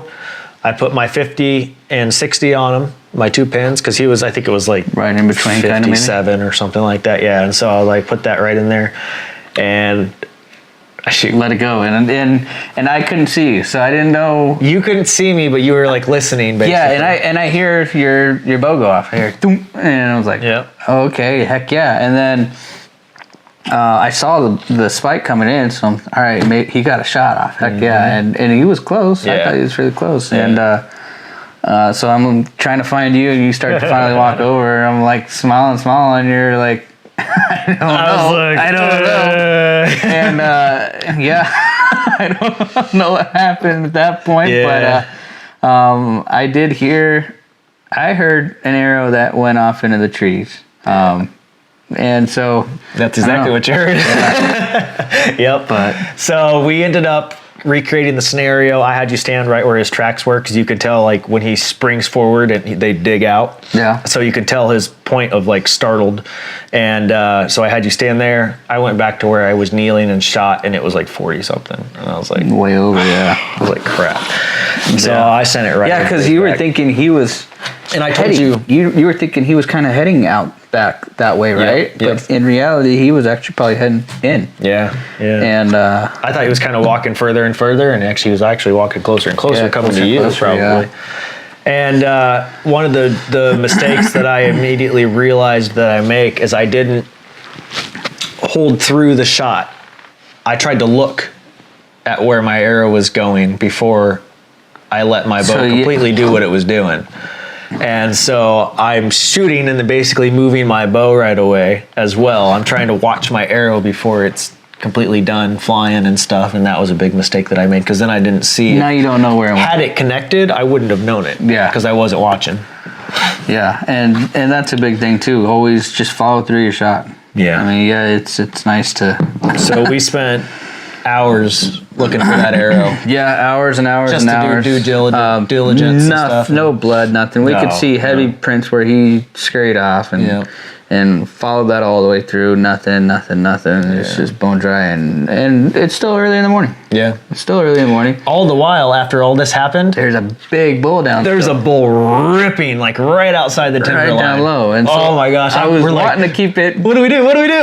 intact, but we got wanted to to make give- sure. We need to make sure that we clean myths, nothing, Yep. and so. That sucked. That was a big downer. But yeah, that was a big downer.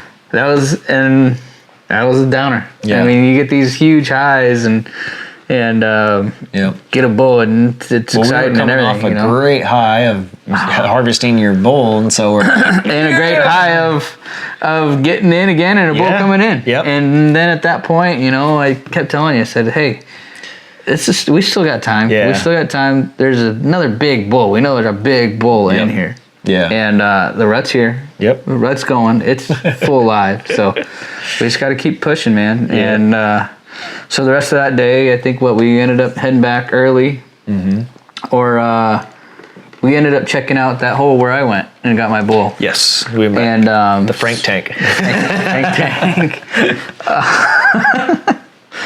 That's pretty good. You like that? Yeah, I like that. That was Frank Frank tank. Frank tank. The Frank tank. Frank tank. Anyway, so yeah, we checked that area out again and decided, all right, let's just head back real quick, get a early lunch. I think it and was then still like just- 10 or 11. I think it was 10, 11. And then we're like, all right, let's head back out at noon and sit the rest of the day at this tank. Yep. Because we know there's a lot of stuff here. Yeah. And that was the plan. We ended up coming back and sitting in that tank for the rest of that day. Yep. Took a nice nap. Took a nice nap. We both took naps. That was For sure. Saw a whole bunch of squirrels. Oh my gosh. I had a Squirrels. coyote pup run across. Yeah, you did. That was really weird. Yeah. I've never Yeah, you seen did a have a lone coyote coyote pup. You would was think cool. he'd be with somebody, but he was just by himself. Just Yeah, that.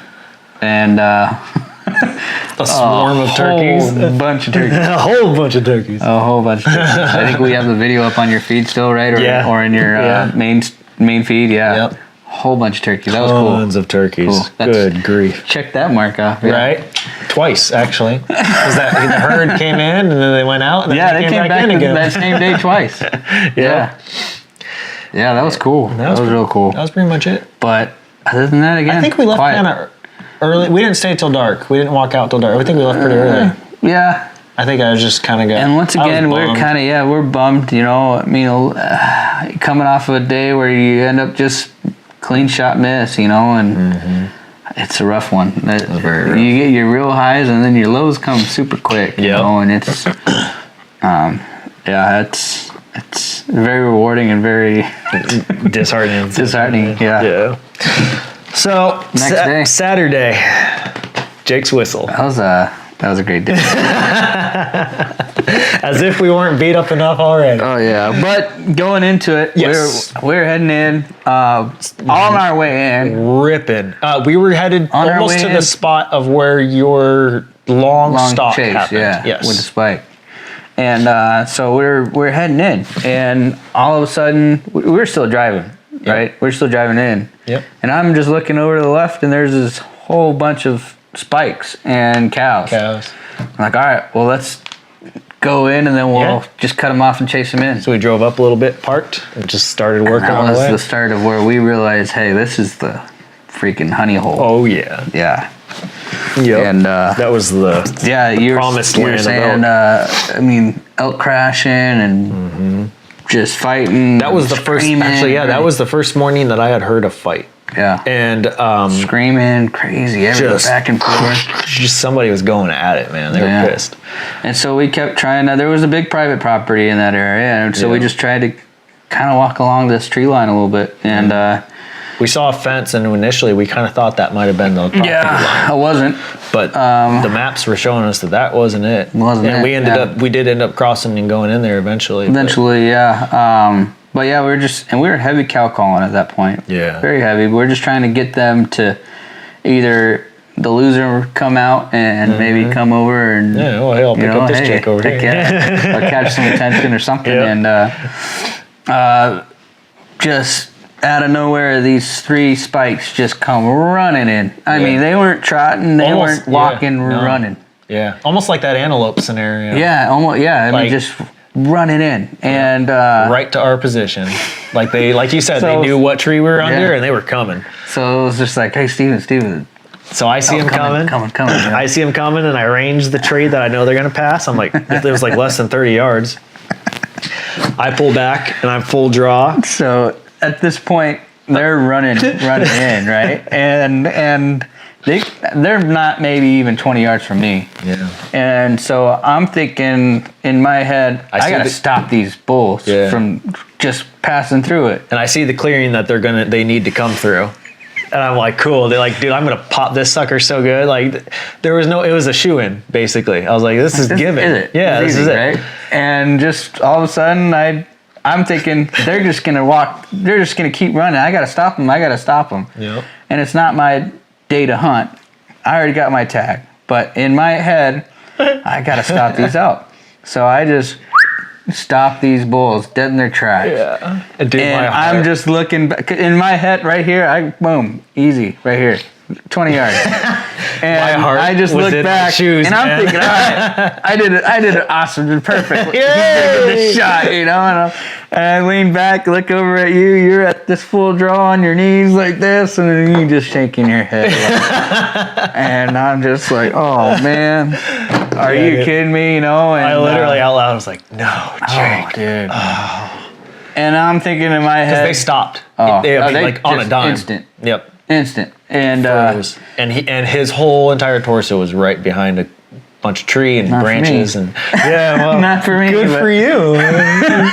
Hey, later on, come to find out, you're happy that I did this. Come to find out, Jake did me a huge favor. But however, at that point, dude, I just felt like the worst person, man. I mean, we could have been skinning this, gutting this up, and next day we could have been sitting on a porch having steaks and hanging out. Could have finished the day with the day to relax. That whole rest of the day, man, was just one big, low, sumpy day. It was. That was probably the lowest of the entire hunt that I felt. You didn't want to talk to me for a little bit that day. I was doing my best, man, just to stay positive and just be like, that was a rough day, man. It's going to happen.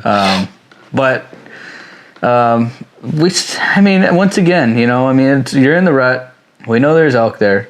We know there's bulls in there screaming, fighting, clashing, everything. I mean, you still have some type of hope, but man, that was a real low. Yeah. I mean, that for sure. That's one of almost the rock bottoms right there. Because pretty sure that is. For me, that was rock bottom. Because I think yours was probably during the day where you were tracking your bulls. I don't know. I felt super bad, man. I mean, that was rough. It's like, why the heck do I have this guy hunting here with me? That's probably what you're thinking in your head. No. But and so that was rough though.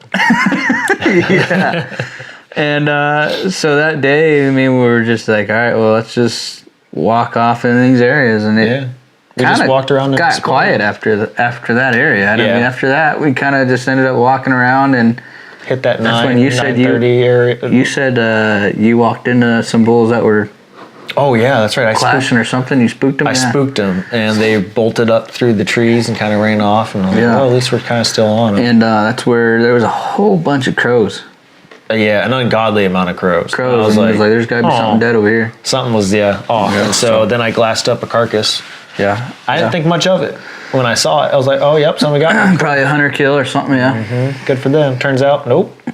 That's not the case. Bears, man. Bears. That mountain was riddled with decided to walk the top of that hill, and there's bear scat everywhere. Yeah. I'll never walk without looking behind me every once in a while on that in that area again. So what was that? That was probably 11 o'clock when we were deciding, all right, we hiked this top of the mountain. We walked all the way around. We still had some bugles ripping too, here and there, remember? Because we heard some a little bit earlier before we decided to call it a day, or that morning. Yep. And so then we were just deciding, all right, well, let's just circle around the other side of this mountain where we didn't come from, and the rest of the mountain, then we'll call it a day. Mm-hmm. And there's fallen dead aspens, right? Yeah, there was a giant bowl on the side of this mountain, and it was just filled with dead aspens. Just deadfalls. Deadfalls, yeah.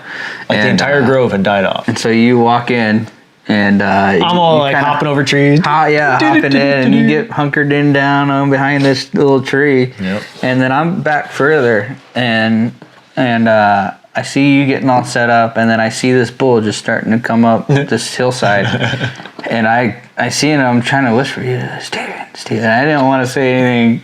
I'd already spooked the dang day earlier that morning. Yeah. I don't want to whistle now.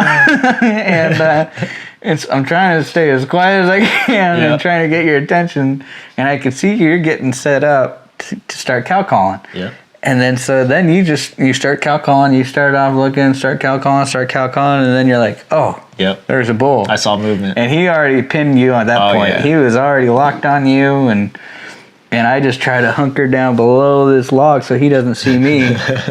And that was a nice bull. He was probably one of the bulls that were fighting. Probably. Well, he was broken, remember? Yeah, he was broken off. Yeah. Which was cool, I thought. I think that's cool. Yeah. I think a broken. We talked about that in the BowhuntingAZ Facebook group. We had a debate about why people feel bad about shooting broken bulls.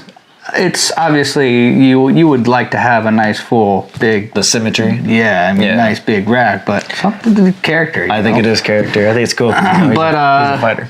So that bull spotted you dead on, and how far was that? I had a shot at 52. Well, okay, he was at 52 is what I ranged his upper body, but when he stopped moving, the area that I needed to really hit was mostly behind a log or a deadfall. And I was like, man, I could try and thread the needle and get just push my arrow over this log, but I was like, I was already down. I was like, I don't want to watch my arrow stick into a tree right now. And I'll be even worse off after that. So where I'm at again, I have a clean. It just as clean of a shot as you can get. Yeah. And he was 63 yards. I ranged him, and but I was once again further back behind, and he ended up just taking off. Yeah. And I knew at that point, you went full draw, didn't you? Yeah. Yeah, you were full draw and everything, and I just waited for him to step out a little bit or if something. If he had taken there, two more steps, I would have had it, but I just didn't feel good. Something inside me was just nope. And that was like 11:30. Mm-hmm. Yeah. Right in the middle of the day, and we're like, wow, we know they're still up and about. So I think that pretty much confirmed that area for us. But that confirmed the area, and I think that set up the game plan for the remaining of the last day. Yep. Exactly. That was Saturday, and I was like, well, I thought for sure that was my last opportunity. I was like, I can still hunt tomorrow morning. We know they're there. Well, that's it. There's the hunt. Yeah, that's you telling me about that. I just ruined your last day. That's what I kept thinking in my head. Yeah. But lo and behold, we had another day. That's right. So Sunday, I had to go home later that day. I had to go to work Monday. Yeah. I said, I was texting my wife, and she's like, it's God's day. He's going to give you a bull. And I was like, oh. The way she worded it was like matter of fact. And I was like, well, that's cool. I didn't think a whole lot of it at the time, but I was like, that's cool. So we go out, and we're getting ready and everything and stuff, and we hit the same exact area. And once again. On fire. Ripping. On fire. Just ripping. And so I think we made the plan right off the bat. I said, you know what? Let's not cow call. Let's just. Because we were heavy cow calling the day before. Yeah. And I don't think it ever got any attention. Maybe it got those spikes. The spikes, but that was spikes or something, just a curiosity. But yeah, I think let's get to staying quiet, and I don't want to ruin it again. So I'm just pure quiet. Yeah, and in this location, they were so condensed. There were so many elk. There's probably 30 elk in there. It felt like there's a lot of elk in there. There was a ton of elk in there, condensed little area, tons of commotion. There was a battle going on, and it was like know I can walk in there and stock up. So I was Yeah. like, why bother cow calling? So I definitely stayed back probably 100 yards from you. You were hanging back quite a bit, man. You Yeah. seemed a little leery. I definitely waited. I stayed back at least 100 yards. I was like, Yeah. I'm letting you do your thing, man. So I spot up the big herd moving. Same thing. They were coming down from where the deadfalls were, going back onto this It's the private. same area. And I jumped the fence, yep. get in there. And what I was basically doing was whenever there was commotion, I was moving. So I'd hear noise going and stuff. That's when I was pounding the ground. And as soon as everything would stop and quiet down, I'd freeze. Yep. That's about right. Yeah, I remember seeing you, and sometimes I couldn't see you again, and I was like, all right, well, I'm just going to sit here until I see you move again. And just periodically, Yep. making moves. And so I can hear these bulls that are ripping and bugling. I'm getting closer and closer and closer. They're getting louder and louder and louder. And then I hear it. Crashing, yeah. And then the battle of the mother of all battles. Right dude. side over here, yeah, they're just hammering each other. Yeah, and I this hear that time, too. unlike the last time, the first time I heard the battle, the day before, I could only hear it. This time, I see their bodies pushing each other through the didn't see trees. that. Yeah, That's cool. I could see their bodies pushing through and stuff in the tree, and I could hear and they're fighting and whatnot. And I was like, dude, this is sick. Like just that right there almost makes your day, because it's like that's something you don't get to see very often, heck let yeah. alone up close. Heck yeah. And so they were probably 100-something yards off. We kept hearing there was another bull on the left. Yes. Screaming. And dude, he sounded gnarly bugle. Mean. He had a very deep, Throaty. throaty, raspy. Yeah. Oh man. I wish I could have videotaped that. Yeah. Oh my No, God. that's all right. We were focused on hunting. That's okay. Yeah. Last day. Man. Yep, exactly. And so we hear this just deep, gnarly bugle rip off to my left. And I'm like, oh, all right. And so I scoot up a little closer and a little closer. I'm pushing. And all of a sudden, I finally see just a little bit of him moving. And so I freeze and I set my position. Yep. I know exactly where he's going to walk through, I think. And it's a clear-cut path. I'm like, okay, he's got to go through there. So I range the farthest tree and I range the closest tree, and I kind of cut the distance in between. So then I see him step out and he's walking through, and dude, for the first time, I see him rip the bugle, and I was like, oh my God. Just step right out there and just go. Stepped out and he just threw his head back and just, and I was like, Yeah, oh. I seen him coming down the hill, and he was bugling already. And then I seen him when he was coming down and just let one go. And you were right there. And I'm like, dude, Oh this my is, gosh. this is it. Dude, that was deafening, man. Like, because was he was awesome. loud. And so he took a few more steps, and then he was in that spot. And he was at 43 yards. And so I put my 40 on his spine, 50 on his belly, and I draw. And he takes another like step or two, and I go, meow. And he stops and looks at me, and then I just All she wrote. Yeah, that's all she wrote. Oh, that was That sound, dude. When I heard that dude, go that off, sound that you hear when your arrow hits. Oh, that made up for everything the day It before. did. Oh, I felt so happy, and I just seeing the biggest smile on your face at that point. You know? I came back. I remember. I think I was like silently freaking out. I was cow calling because that bull was still going off. Yeah, and you I were could trying see to him slow where him he down. was going, and cow calling there, and man, that was so sweet. Yeah, And I ran up and I'm like, I was like, it's stuck him. And this time, I held tight. I held true. I didn't try and look at the arrow before I was done doing my thing. And I watched the arrow go through. I watched it smack him. I think you said you had a little saying you ended up going in your head with. Oh, yes. So it sounds really cheesy, but the movie The Last Samurai, when Tom Cruise is learning to sword fight, he's being instructed by like the master samurai's son. And he, for whatever reason, he keeps getting his butt kicked. And like he's paying his dues and stuff, and he's trying to get better, but he keeps getting his butt kicked. And the kid walks up. Yeah. The kid walks up and he says, too many mind. He's like, mind of your enemy, mind of the people around you, mind of like, so there's all these things going on because he's in a village and all this stuff's happening around him and he's paying attention, allowing all these other things to You got clutter. all these bugles going on. Yeah, You got all yeah. this fighting going on. Exactly. You got these bulls fighting and everything. And so he says, too many mind. He says, no mind. Like basically just stop. Just laser focus in on that thing. And that's exactly what I did. So I just laser focused on the bull. Everything else, it was like tunnel vision, tuned out, Boom. Nothing was happening. Yeah, and perfect shot. Perfect shot. Double lunged him. I saw him wheel around. I could see my arrow just barely hanging out of him. I could see blood right away. And off he ran. Yeah, off he ran, and so then we waited a little bit. We walked up to where you shot him. Yep. Good blood. Already we saw some blood, and then a little bit further off, we decided to wait probably 30 minutes. Yeah. And started to walk in, and there was bubbles in the blood. Bubbles. We that knew, was all right, hey, super good shot. Yeah, you know? good heartening right there. And there was still bulls in the area. There was still bulls in there. Still ripping. And I was over there still. Right? You're like,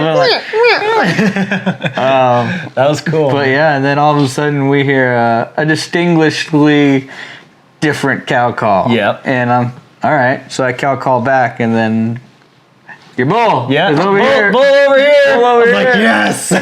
Your bull's over here. Yep.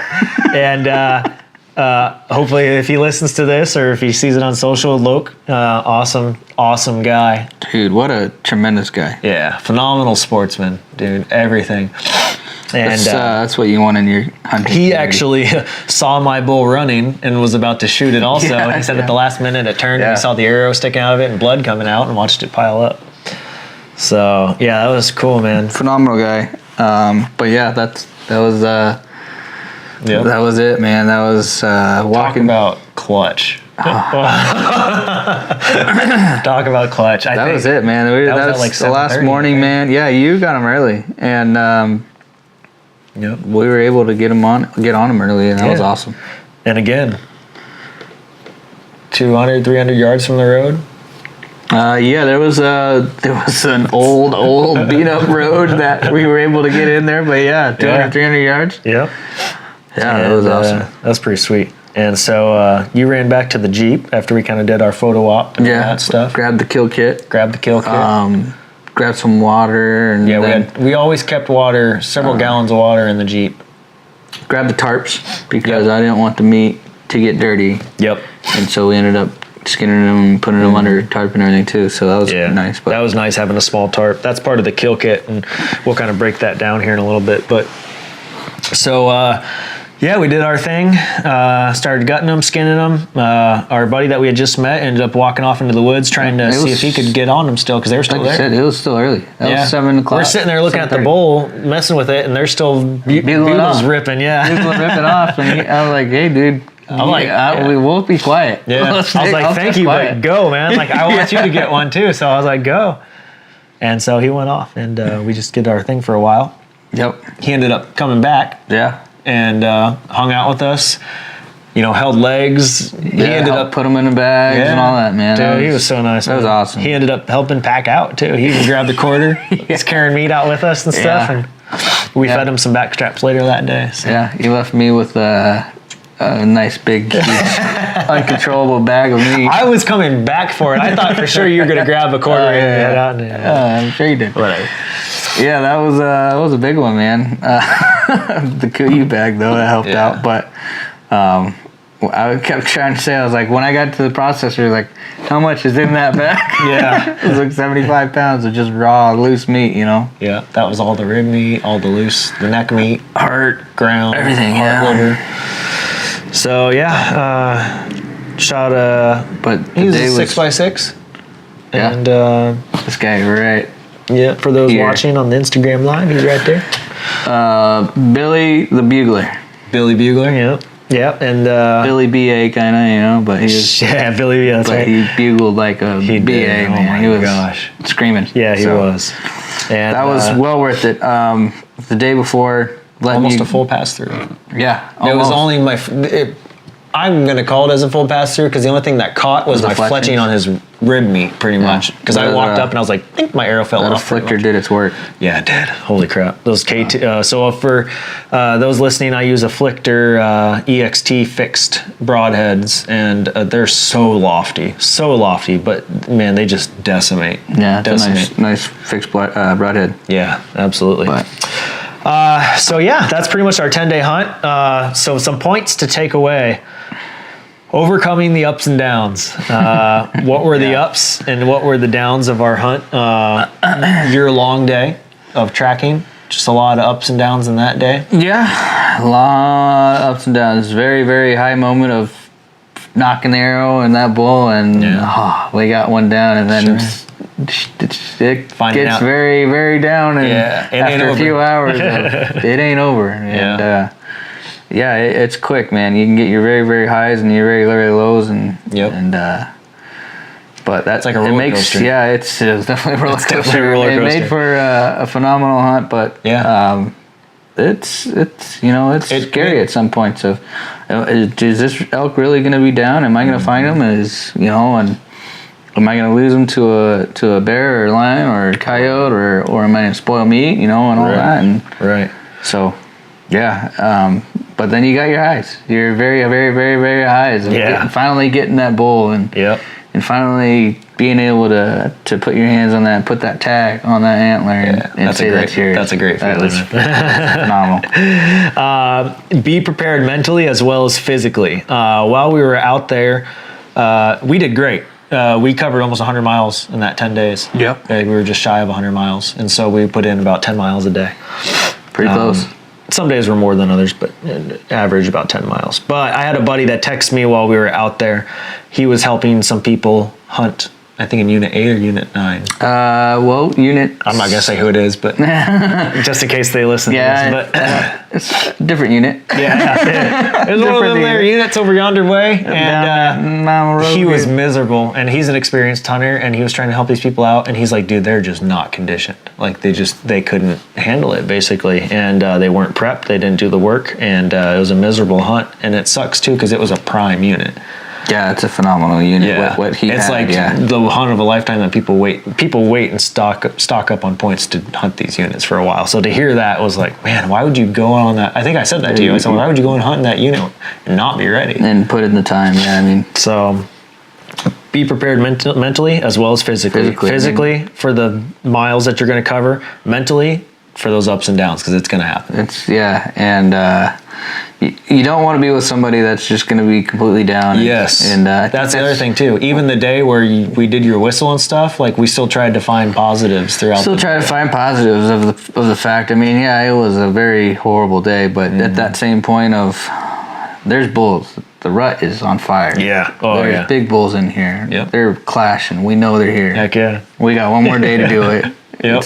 Get it done. Still got time. So still can get it done, and it was still reassuring, to see another elk that same day. So, I mean, it ain't over until it's over, and that's the big thing. So Got to keep looking forward to the next thing. Know your effective range.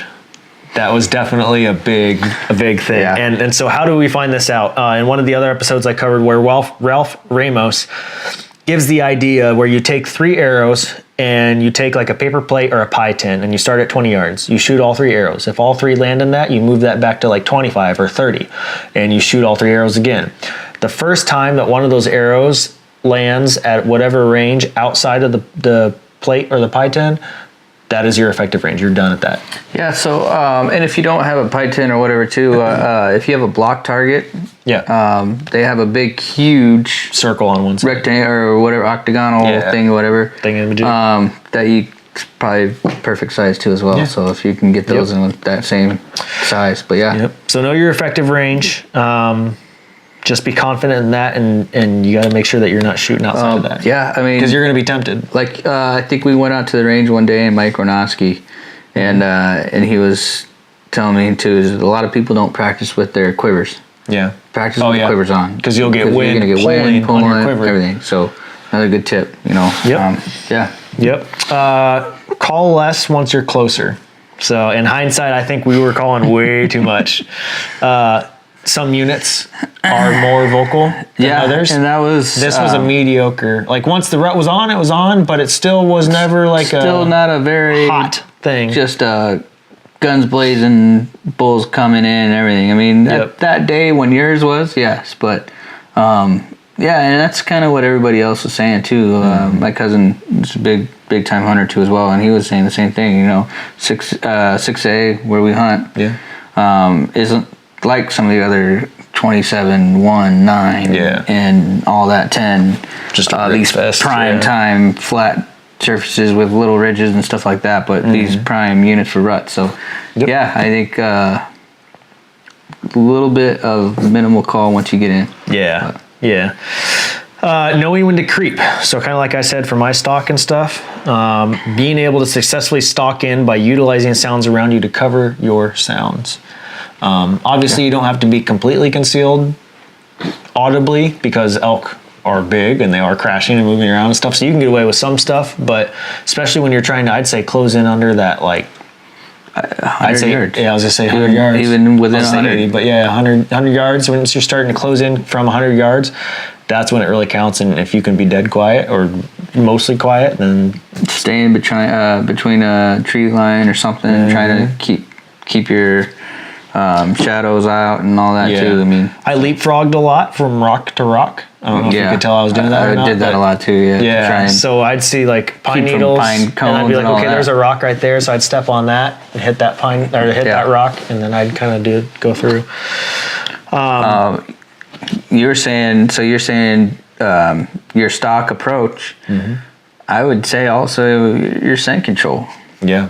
That's a huge factor. Yeah, we did a lot. I had like 4 bottles of that wind stuff when I get in the hunt, and I'll spray in the forest white with that. yeah, trying to see where the wind's going constantly, and for me, my favorite thing, elk urine. Elk urine. I'm gonna buy you some of that for Christmas. Here you go. Practicing pays off. So as much as you can, practice your elk calling. There was so many times where we could distinctly hear a bugle and easily tell if it was an actual elk or a hunter. We were saying that one day where accordion noise. Yep, I'd hear that. Hunter over there. Let's go this way. Yeah. And I think we even called in a few hunters. Maybe. I think that day where we down in the junipers, I think we might have gotten a couple of hunters up. I'll be honest, I went in not so confident in my calling, but then when I came out, I felt pretty good about it. Yeah, I think you did good. I think you did a good job, man. What'd you say? What'd you say that one morning? Well, I didn't realize I was hunting with Corey Jacobson. I was like, dang, is that good? But yeah, they were doing it. They were doing good. The linguist over here, man. Yeah. Jeez. The chuckles seemed to get him a few times. Yeah. Especially that one night. The one night, yes. You had a little battle off. That was fun. A little bugle off. I was like, pull over real quick. Your ego got up a little high there. See if he's a fighter or not. Yeah, I needed some encouragement. I think that was after one of our hard days. That was after the hard day. Yeah. So I had a little bugle off with this bull. But that was fun. Put the boxing gloves on to come fight. That's right. More hunting clothes was one that I put down. Yeah. I did not realize how underclothed I was. Not in the aspects of like temperature or anything, but just pairs of clothes. You're going to go through so many in 10 days. Oh, well, that's 10 days. Yeah. And I thought, well, I'll wash them. And it's like, no. You get back to camp, you're tired. You don't want nothing to do with washing clothes. So make sure in the downtime, off season, be stocking up. Buy a shirt here, buy a shirt there, buy pairs of socks. Pairs of socks was a big thing for me. I wish I had more. I bought a whole bunch of wool socks. Did you? Yeah, I should have bought more. That, I mean, I was like, I am not getting my feet cold, not getting them wet. Yep. Everything. Yep. I said it earlier, making sure to keep extra water in the vehicle. That was one thing we did. Kept several gallons in the car. Yeah, we always made sure we had water. That was a big thing. I mean, because sometimes we decide to go back to camp, and sometimes we'd be like, no, screw it, we're going to stay out. Keep out, yeah. And so in that case, we could refill our camelbacks, and we could stay out all day and be mobile if we wanted to. Yeah, I would say water is obviously key essential. You need water. Yeah. One thing to take away, too, was the killing kit. Yeah, so I'm really glad that I made that. His gear, yeah. So my uncle bought me a Smith & Wesson range bag for a handgun, and I don't go to the range that often, so I just decided to bring it with me and pack a bunch of stuff in there. I was like, taking you to the range again anymore. Yeah.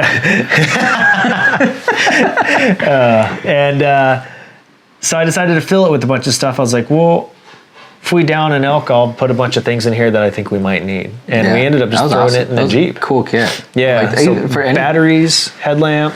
Batteries, extra headlamps. Obviously, you had a little hatchet. little hatchet, which was we definitely needed that. Needed that, especially for an elk. Yeah. Or a bone saw, if you got like a little mini bone saw. Would work awesome too. Yep. Paracord. Paracord. We tied your bull's leg to a tree so it could hoist it up kind of and keep it open while we were getting it. That was awesome. Trying to think what else I had. I did put some waterproof matches just in case. I mean, you never know. Even though it's at night, you never know. Those typhoon matches, those things are like this is great. You never know how cold it could get at night. Yeah, it did get pretty lighters, cold. whatever, anything to try and make sure if you need fire, you can have fire. Yep. We did the little tarp too. I think that tarp was like 8x12 or 6x12. That was a perfect size tarp. Yeah. That was awesome. Which was great because one, we used it to put meat. So once we cleave meat basically from the carcass, we laid the meat lay it on so there it or the dirty, quarters. And then on top of that, when we drove back, because you have the Jeep, we don't have a bed to throw the meat in, and so we put it on that extra shelf and then wrapped the meat trailer cargo shelf that we got, tarp so it would stay dust keep the dirt from getting on it. Yeah, it was awesome. That was awesome. That was definitely a good. On all the knives and everything too. I mean, your Havilon knife and all that too. Yep. So gear reviews. Havilon Peranta. Definitely recommend you guys get one of those if you don't have one. It's got the interchangeable blades. The thing is just scalpel sharp. Yeah, I mean, we stuck ourselves a couple times with it. I poked myself a little bit on my bull, yeah. You gotta be really careful when using this because it will just cleave in a heartbeat. Yeah. The Work Sharp field sharpener. Yeah, so if you don't have the replacement blades, if you had Outdoor Edge or something like that. And we did have a couple regular knives that we used too. Which I still never found my Outdoor Edge. It's probably there. Probably on the hillside. I bet we'll go back and find it. But yeah, that works phenomenal. And I mean, because elk, that back hide, right, especially where the neck, the head, all that thick hide, man. Dude, yours was so thick. It'll dull your knife so quick. Yep. So having a sharpener, a field sharpener is we actually had the Peranta, the Havilon, and then we had your Outdoor Edge. We had my CRKT knife. I had my buck knife. I had my little marine knife. Yeah, your marine knife. We used all of those and dulled all of them on your bull. Just on that bull. Yeah. Yeah. We ended up having to go back that next time Sportsman's to try and find replacement blades for which they didn't have, but unfortunately we still had another sharpener. Yep. So that's definitely a key field sharpener. Yeah, definitely a field sharpener for sure. Bow setups. You want to cover yours real quick and I'll cover mine? Yeah. Just to let them know. So I have a 2018 Matthews Tri-X. I'm a short guy, so for me, the shorter axle to axle was what I can get more velocity out of and still be able to shoot my draw length and comfortably. And so that, and I have a dual fixed sight, which I'm never going to go back to or a sliding sight. Sorry, I should say. Dual pin sliding sight, and so I'm never going to go back to a fixed pin ever. But that and an 8-inch stabilizer, and that's for me. That's it. Yeah. Tri-X worked awesome for me. I'll grab mine here real quick. And so I use. I'll grab it here for the people that are watching. I use a 2018 PSE Drive X. What made me so pumped about this, just overall, I guess this whole season really, but I feel like this is a fairly entry-level bow. Yeah, and so there's only one lower than this, and it's the Stinger. Yeah, and so my bow that I ended up going on was a top of the line Premier bow. Yeah, which is what I aspire to get eventually. But I mean, your not bow. Not the Matthews, but if you want a real bow, a paperweight. Hey, if you want to shoot straight, might as well just throw it at the elk at that point. Hey, didn't you shoot over top your bull? Could knock them out. What happened? But yeah, so I feel like this is just fairly entry level. But dude, this thing, I mean, almost blew through them. That's just as good as any other bow. Yeah, it shoots 70 pounds. Yeah, same mine, 70 pounds. Yep. So phenomenal bow. I think I spent between $600 and $700 on the whole setup. The full setup, right? Minus the arrows. Yeah. But yeah, and I have a fixed sight, multi-pin fixed sight, which I prefer over the movable ones. But worked phenomenally for me. And then I use a True Fire release. Yeah, I used the. I want yours. The Spot Hog. Cameron Haynes one. The Wise Guy. Yeah, that's that thing phenomenal. Sick. Phenomenal. I want that so bad. Sure. I'm gonna have to get me one of them. But those are the bows that we use. Worked phenomenally. But what I think you're trying to say is, whether or not you have an entry level bow or a top tier, the entry levels will work. The premier bow, either one of those are going to get the job as long as you're comfortable and you put in your practicing with that bow. Yep. Either way, it'll work. You'll take down an elk. Yeah. Game bags. We use the Alaska game bags, and I had bought a long time ago. I had started trying to do some of the over-the-counter elk hunts, and I had bought these bags, anticipating that I would be shooting an elk. So I bought the larger 60-inch ones. Okay. And you bought the 48 inches. So right? I guess the deer. I didn't know. I went in Sportsman's and it just says a full size 4/4 bags. And I was like, all right, that's what I got.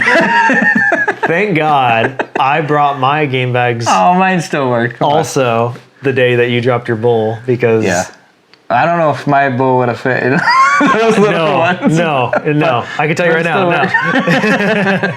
And so we used mine too. When in doubt, just buy bigger, and you're going to end up putting stuff for ground in it anyways. And if you keep the heart and the tongue or whatever, and your head, obviously you're going to want to wrap your head in one.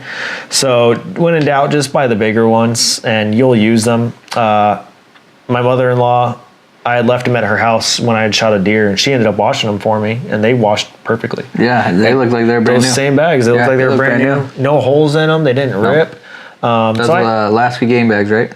Alaska game bags, yep. Yeah. I know there's other brands out there and stuff, but that's what we've used. That's what's worked. That was, I think, that was actually the third time we had used those, because we put my deer in it too. Yeah, you put your archery deer earlier this year. Yeah, so that's 2 deer and an elk that they lasted, and I still have a couple left. We threw out a couple of them, but yeah, we threw a couple. Some of them got beat up a little bit. Kind of beat up and sour. So they lasted 3 animals. Yeah. Another gear I would say is for me at least is getting some very comfortable boots. Yeah. Man, I had some blisters on my feet that time, man. It was gnarly. Oh, tell them the trick too that I told you to use that works. I had some almost like a medical wrap tape. And so it's called moleskin, isn't it? I think it's called moleskin. It's called a medical wrap tape. I said put on duct tape too. I just wrapped it over the blister I already had, and that next day didn't feel it at all. It was awesome. Yeah. But good boots, because 10 days of hiking at least 10 miles a day. Yeah. Up and down hills, chasing bulls, everything. I mean, my feet were toasty. I was fine. I don't know what's wrong with you. So I just picked up a nice pair of Crispies and, or not even Crispies, Scarpas. Scarpas. And I'm looking forward to putting those to the test. But I use, what are my boots? The Salomons, Yeah, the Salomon GTX 4Ds. Those are awesome. And boots. the first pair I had a fluke where I guess they didn't put on a chemical that hardens the bottom, and so they peeled apart real quick. And I used them for a season, and they were like crumbling on me. And I still have them. I'm still wearing them out, but they sent me a brand new pair free. And so I've got 2 pairs now, and awesome. They've got a 2-year warranty on them. That's really good. It shows you about the warranty too. Yeah, and their customer service, they were like, boom, here you go. Like, just give us the number on the boots, and there's a little model number and stuff that you put on there, and they send it out. Another thing to take away is a great pack. Mm-hmm. I have a Kuiu pack, and it works phenomenal. I ended up using your Sitka pack, which is almost likened to what the Kuiu kind of is. It's the same style, kind of, basically. Yeah, as far as Kuiu's frame, but something for me that I thought was phenomenal, and a lot of other packs do it too. Your Mystery Ranches and then all the other ones. I mean, Exo Mountain Gear and all that. They do a load haul. Yeah. Where your pack will separate from the frame. And for me, the Kuiu that was phenomenal. For especially when we had loose meat in a bag, and there was no way to carry that over a shoulder or just carry it in your hand. And for me, having that pack to set it all in there was phenomenal. Yep. I mean, I think a really good pack, and especially for me, I think something you could load meat into a shelf or something in there to help haul it out. Luckily, we didn't have to really haul out that far. But we were blessed as far as not suffering too much. Yeah, I mean, we could have had some areas where it was gnarly, and I think a great pack is obviously a quintessential need. You definitely. Need it, I'll definitely be getting that Kuyu pack for sure. Yeah. One thing I recommend too is a first aid kit.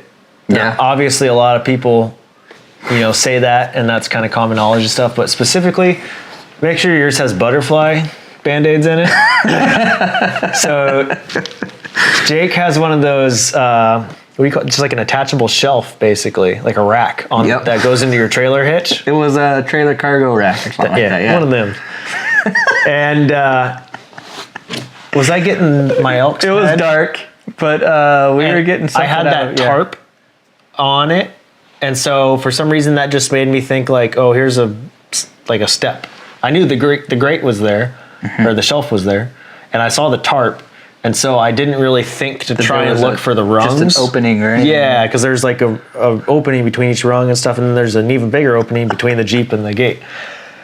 So I went to go step on that, and I went right in between the biggest opening, and dude, my shin went right into your metal bumper and split my shin open pretty good. Oh, it sounded like a bell went off. Oh, That was pretty good. I didn't think anything of it. It hurt like heck when it happened. I bet. And then all of a sudden later, I noticed my sock felt wet, and I was like, oh crap. And sure enough, dude, there's just blood coming out of my. Yeah, that was a good one, buddy. Yeah, that was a good one. That was pretty deep. I didn't. I let it. It's all the scab finally just came off, but that was deep. Yeah, first aid. My mother-in-law looked at it. She's like, you probably should have gotten a stitch or two for that. I was like, oh, well. Open a bullet case and put some powder on and let it right? Just cauterize it. You'll be all right. Get a first aid kit. Have some bandages and probably even some stitches just in case it's a real broadhead or something you take. Some gauze wrap and tape, at least. Yeah. So. And just be prepared. So again, a little bit of paracord, leave that in your pack in case you need a tourniquet. Yep. And heard some horrible stories about that, but yeah. Yep. Well, what a trip. Heck yeah, man. I'm ready to do it again next year. Let's go. Yeah, let's go. Yeah. I'm putting in for the same hunt. Hey, if we don't, Colorado, something. Yeah, I'm down for Colorado too. Do something, man. Heck yeah. Yeah, that's phenomenal. Yeah. That didn't get any better than that. Oh. Yeah. Everything out of a hunt, man. Everything. Highs, lows, rewards. For the first hunt, I feel like we weigh. What is the percentage? You say something about 10%? 10% of hunters are successful. Yeah. Yep. So that's pretty awesome, man. I feel super blessed. Definitely. Again, shout out to Coconino Game Processing. Yeah. Phenomenal people. Everything is so tidy, so orderly. They do great at notifying you. Their prices are darn good. Yeah, there's no batch processing. Everything do, they tag each number, everything. Yeah, yep. And super nice. It's family owned. They do great, smoked jalapeno, cheddar sausage, and we got Italian breakfast sausage stuff, and your ground. They'll ask you, do you want mostly roasts, mostly steaks? Yeah. How many steaks do you want per package? Per package, everything. All that stuff. So great prices, everything. Yeah, great people. Can't recommend them. Go hit them up and take your game to them. So yeah, I think that pretty much covers everything. Yeah, all the other sponsors too as well, man. Yeah. Oh yeah. Open Country Optics, Dark Mountain. Dark Mountain definitely got us going well needed several times. Yeah, especially that push. You take the Kodiak pre-workout, little single packets with you, man, on the hunts and stuff. And when you're perfect to go. Yeah, when you're feeling low, just pound one of those. And Scent and Assassin was awesome for helping us we control. Used the heck out of Scent and Assassin. Yeah, we emptied a bottle for sure. Yeah, definitely. We need to get some more. And also their laundry detergent. I use their laundry detergent. And shower wash. Shower wash, we had that with us too at the camper. Yep. Yeah. I need to get a sponsor from an elk urine though. Why don't you just get an elk? You can have a never-ending elk urine. Of course, a Flichter with the fixed EXTs. Flichter does a phenomenal broadhead. The flight on them is just ridiculous, man. They feel lofty almost. I feel like it's like airplane wings because my arrow just doesn't drop. And, glider. Yeah, it just cruises. And so yeah, Flatline Maps, thank you so much for working with us, getting us unit maps and everything. Yep. And we use the heck out of the app for sure. And yeah, Sub-Z coolers, thank you so much. Man, what would we have done if we didn't have as many coolers as we did? That's the other thing too. There's a gear or a hot tip for you. Bring a buttload of coolers. Make sure you got enough, especially if you're on an elk hunt. Yeah, because we filled up. You even got a giant. I got a huge Canyon quarts? cooler. I think that's 127. Good, dude, that thing's massive. 127, and then I got a We 75. filled all of that, and we filled up all 3 of my coolers. Yeah. And you still had another cooler that we filled up of yours too. So Every bit. ridiculous. Yeah, it was crazy. Yeah. But yeah, you need coolers, that's for sure. So. Yeah, and for when you go pick up your meat from Coconino Game Processing. Coconino. Yeah. All right, guys. I'm hungry. I don't know about you. Let's go eat some milk. Yeah, I'm ready. It's in there marinating. That's probably room Let's eat, temperature buddy. now. Have a good one, guys. Thank you so much. See ya.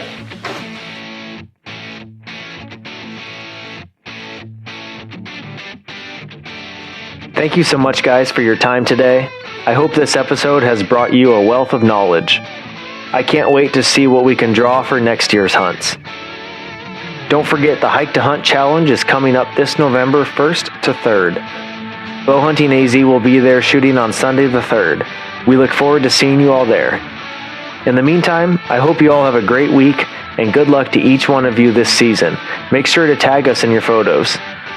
If you haven't yet, please subscribe, smash those 5 stars, and leave us a little review. It'll really help us out.